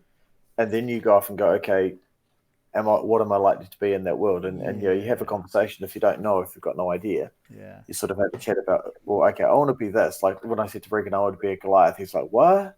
I'm like, that's a big dude that looks like this. And he's like, oh yeah, okay, this is what's going to happen. Okay, cool. Yeah, and I honestly, I'm a little annoyed that I didn't really have your characters all in my mind visually when we started this campaign, because I think if I started this again, I would make way more like effort to talk about Loris towering over some of these goblins, and try and bring a bit more flavor in regards to the storytelling for the fact that we have people listening, you know. We'll try and describe that a bit more. But it's like where do you fit in, because this is a made pre-made adventure, and it's in a place where people have seen griffins and all that sort of stuff, and they can't be freaking out all the time. I think if it's a freak out one, then not have freak to set it up, or not fully freak out, but like if people want to make a big deal about that character, you have to set it up at the start, like hey, no Goliaths ever come down from the mountains. I think I've had one character that was legitimately excited to see Loris, and I did that purposefully. That was the bartender. Carp. No, not Carp. Oh, it was the bartender. It was the bard. No. Carp loved Gil the bard. He was a big fan of the bard. He only wanted to talk to the bard for the most part. But the bartender loved Loris. Loved him. Yeah. Just the sight of him. He was very excited by the sight of a Goliath. One thing that I sort of device I tried to use to tie people together that didn't know each other is I gave each character the part of the map that they came from. Cool. And you did it. And I expected them all to put their maps together and figure out what the shape of the continent looked like. Yeah, cool. But they didn't do it. They didn't show each other their maps. They gave you that, John, and Gino had a bit, and Johnny and all this. Good. So you can't sort of expect it to happen. You can't at all. I think that group was like we were all. None of us really like gelled. Interesting. I think that was quite a hard. Like that was a lot of our first time playing D&D, and it was like kind of hard to work out how we were supposed to like work together. Yeah, and a lot of people, the real video gamers, playing a game that's just imagination, really. Yeah, right. And that was me for sure, right? I was like, oh, really?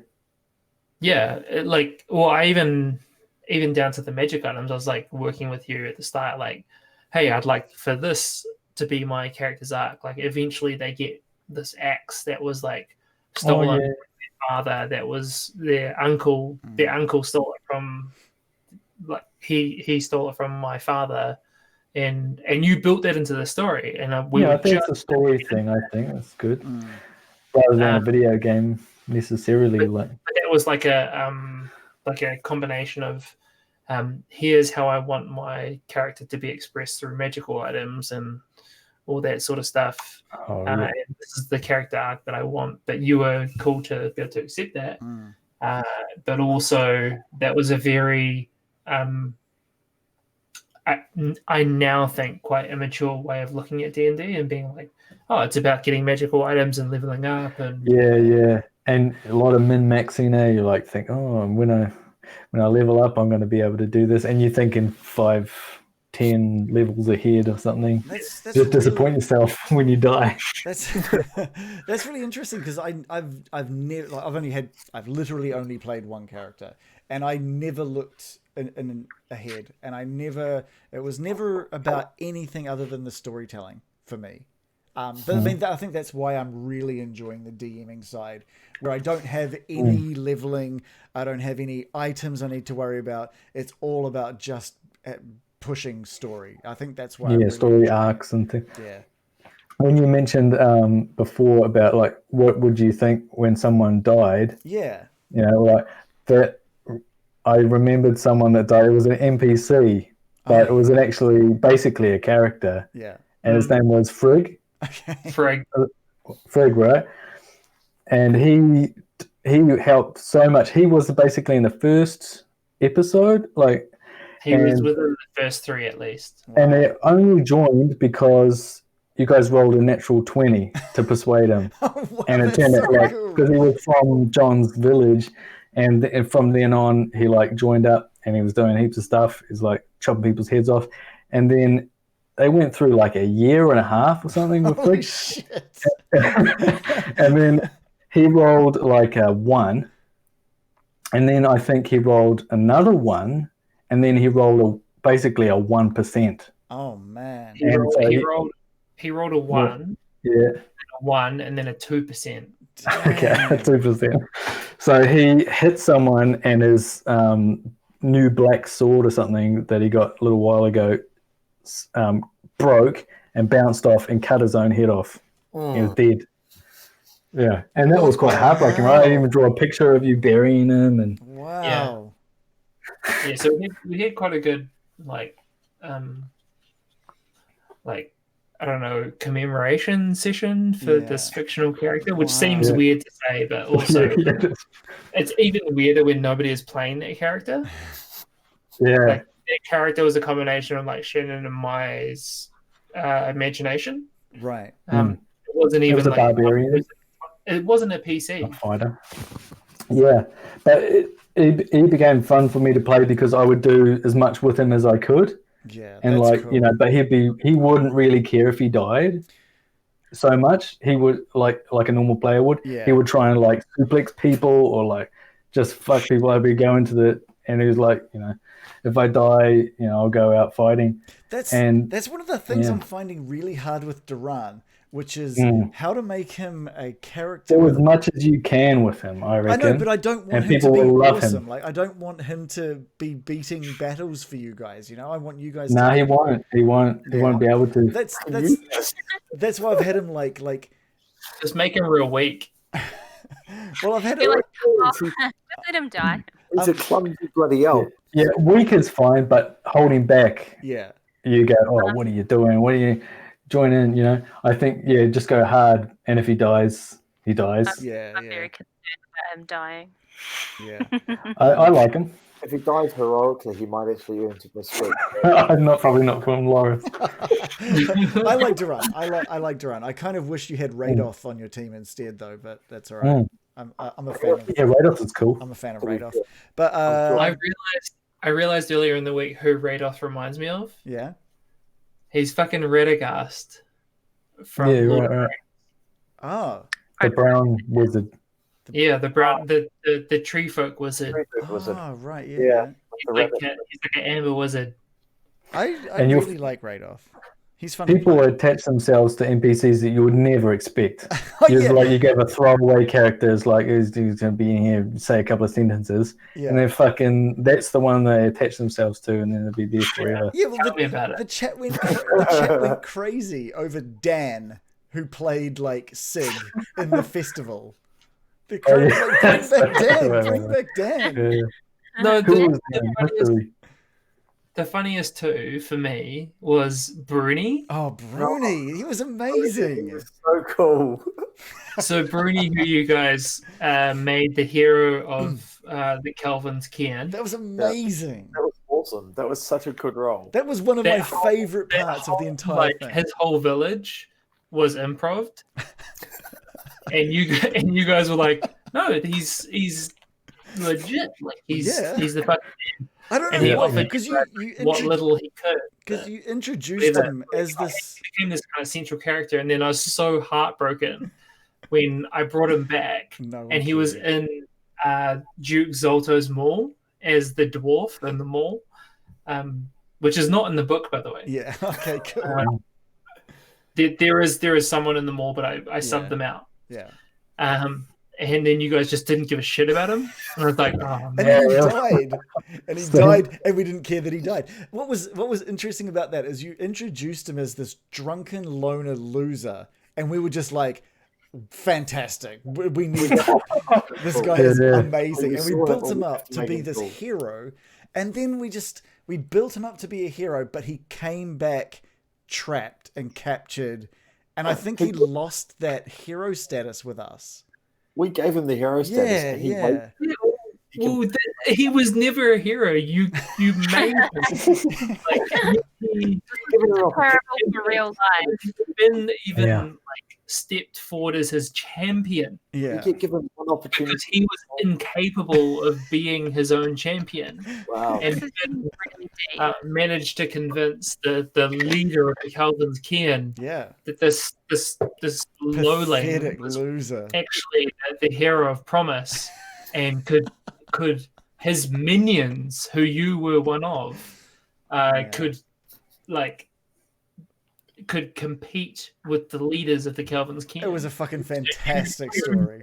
It was a fantastic side. It was a fantastic arc, and then the other one was what was their name?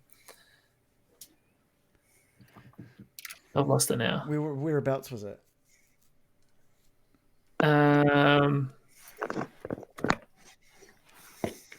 No, it's gone.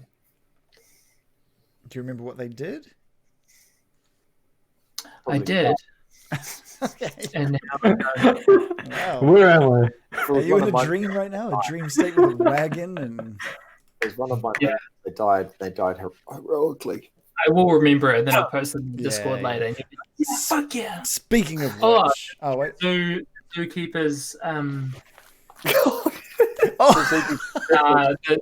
You're not talking about. Who was the clerk? What was his name? Oh my god! I heard that not that long ago too. That was funny because I ended up Finn got him off. Yeah. the one that Finn got off. Yeah. And I was like,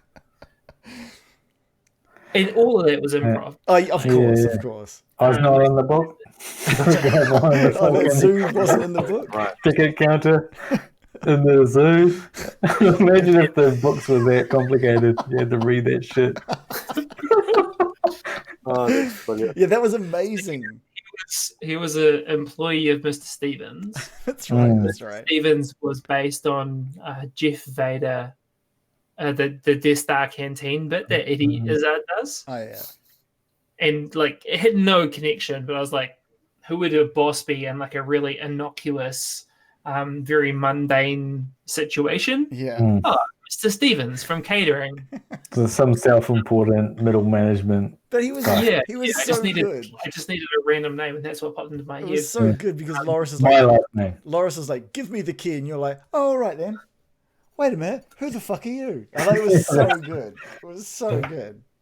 Yeah, that was my favorite part. Actually, I recently rewatched that, and I was like, yeah. For anyone who wants to see ice cream, you guys, yes, that Igneous, was the ice cream episode. Yeah, Igneous and what was the gnome? What was your gnome's name? Bernard. Bernard, that's right. Eating ice cream with Igneous's girlfriend. That's right. He's pulling the moves on. He rolled a natural 20 on his arm over his shoulder. Dude. But if people want to see just like this little Just snippet, because he's not here and he probably won't rewatch this. She's in his epic log. Oh, fantastic! That is really cool. She's also it's not the only epic log she's in as well. Cool. Okay. Yeah. So anyone who wants to hear what we're talking about, there's not many people left watching, but thank you for sticking around. No, can't be. There's if you go to our YouTube, go to the Storm King's Thunder highlights playlist.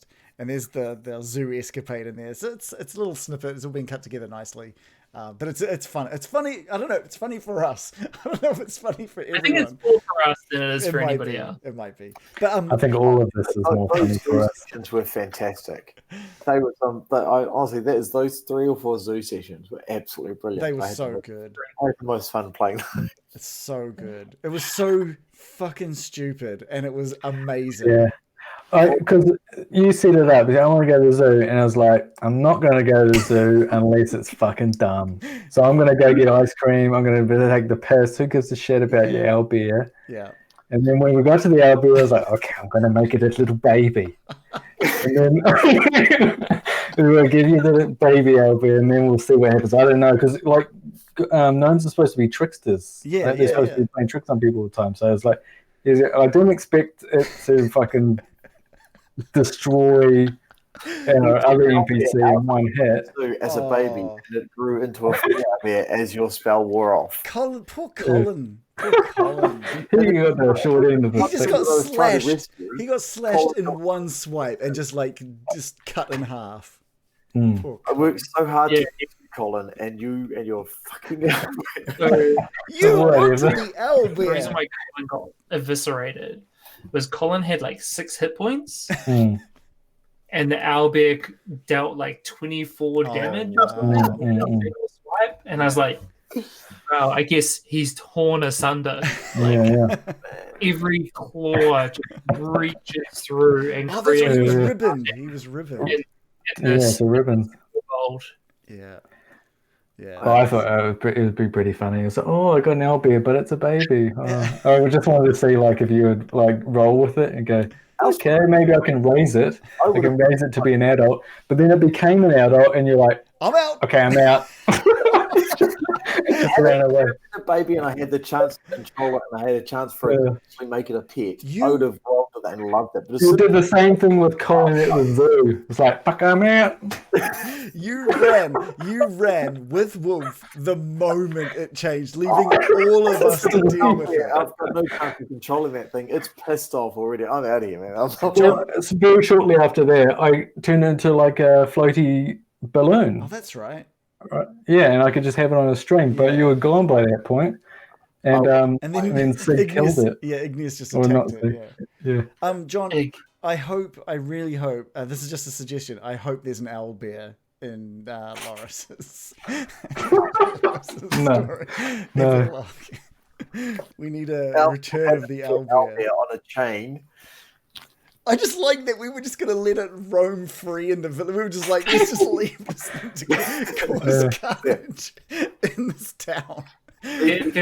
We came there is going to be now a very strong owlbear contingent in our. It was just so good that we came back into that town. We came back into that town as absolute heroes. Like we had gone through that town and rid them of these like ice giants and stuff. Given the run of the town, too. Yeah, and then we just stole shit from their zoo, just slaughtered their animals. Yeah. Had a fun. You didn't even need to. You could have just asked, and people would have given you things. Yeah, gone and done some squid business with the. Yeah, went to the brothel. That's great. That was on business terms, though. That was terms. Yeah, squid business terms. Squid business. Every event needs a owlbear. Well, like you mentioned owlbear, and the owlbear is traditionally like the most exciting animal monster kind of thing, and it is like it's a classic. It's a classic. Yeah.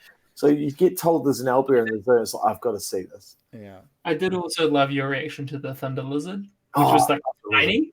Yeah. I wanted the thunder lizard. Yes. The thunder lizard. You were goaded. Like that whole like trilogy of episodes was like, I feel kind of bad about it now, but in the moment it was just so much fun to play with us. Like, yeah. It was like elation and depression and elation.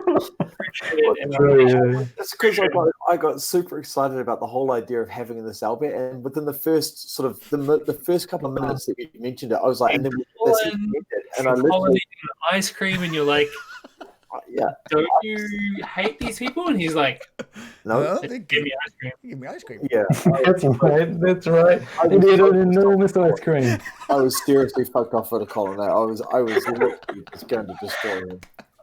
I know, like you were going to be a savior, and then you thought, "Fuck you, Colin! You're my son. I'm going to kill you instead." Oh, I gave him his freedom. Like when I first met him, he was like, "I just want to be free." I'm like, so I gave him his freedom, and made some noise and put myself in danger for him. And then they gave my.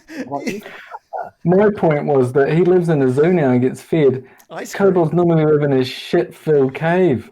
Well, that's what I found him in, like a shit cave. Not that bad. He's getting fed ice cream, or he gets food. So good.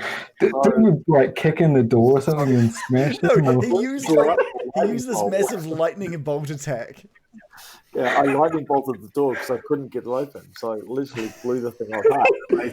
Nearly killed him then. The best bit was that he did that. He was like, "Come with me," and Colin's like, "Why?" And then eventually, like, you convinced him we're going to escape, and you got to the wall, and like you had guards on you, just like, bye, and you just jumped over the walls and left him there. Colin, come with me. He's like, I don't want to. I'm like, oh, fuck it. He tried. He did try. It failed. And I was like, oh, dude, I can't hide you. Just like, out. All right, happy to go. Yeah, let's call it there. If anyone is still watching, which is not many, give us a follow if you're not already. Subscribe because it's fun watching us. Come say hi in the Discord.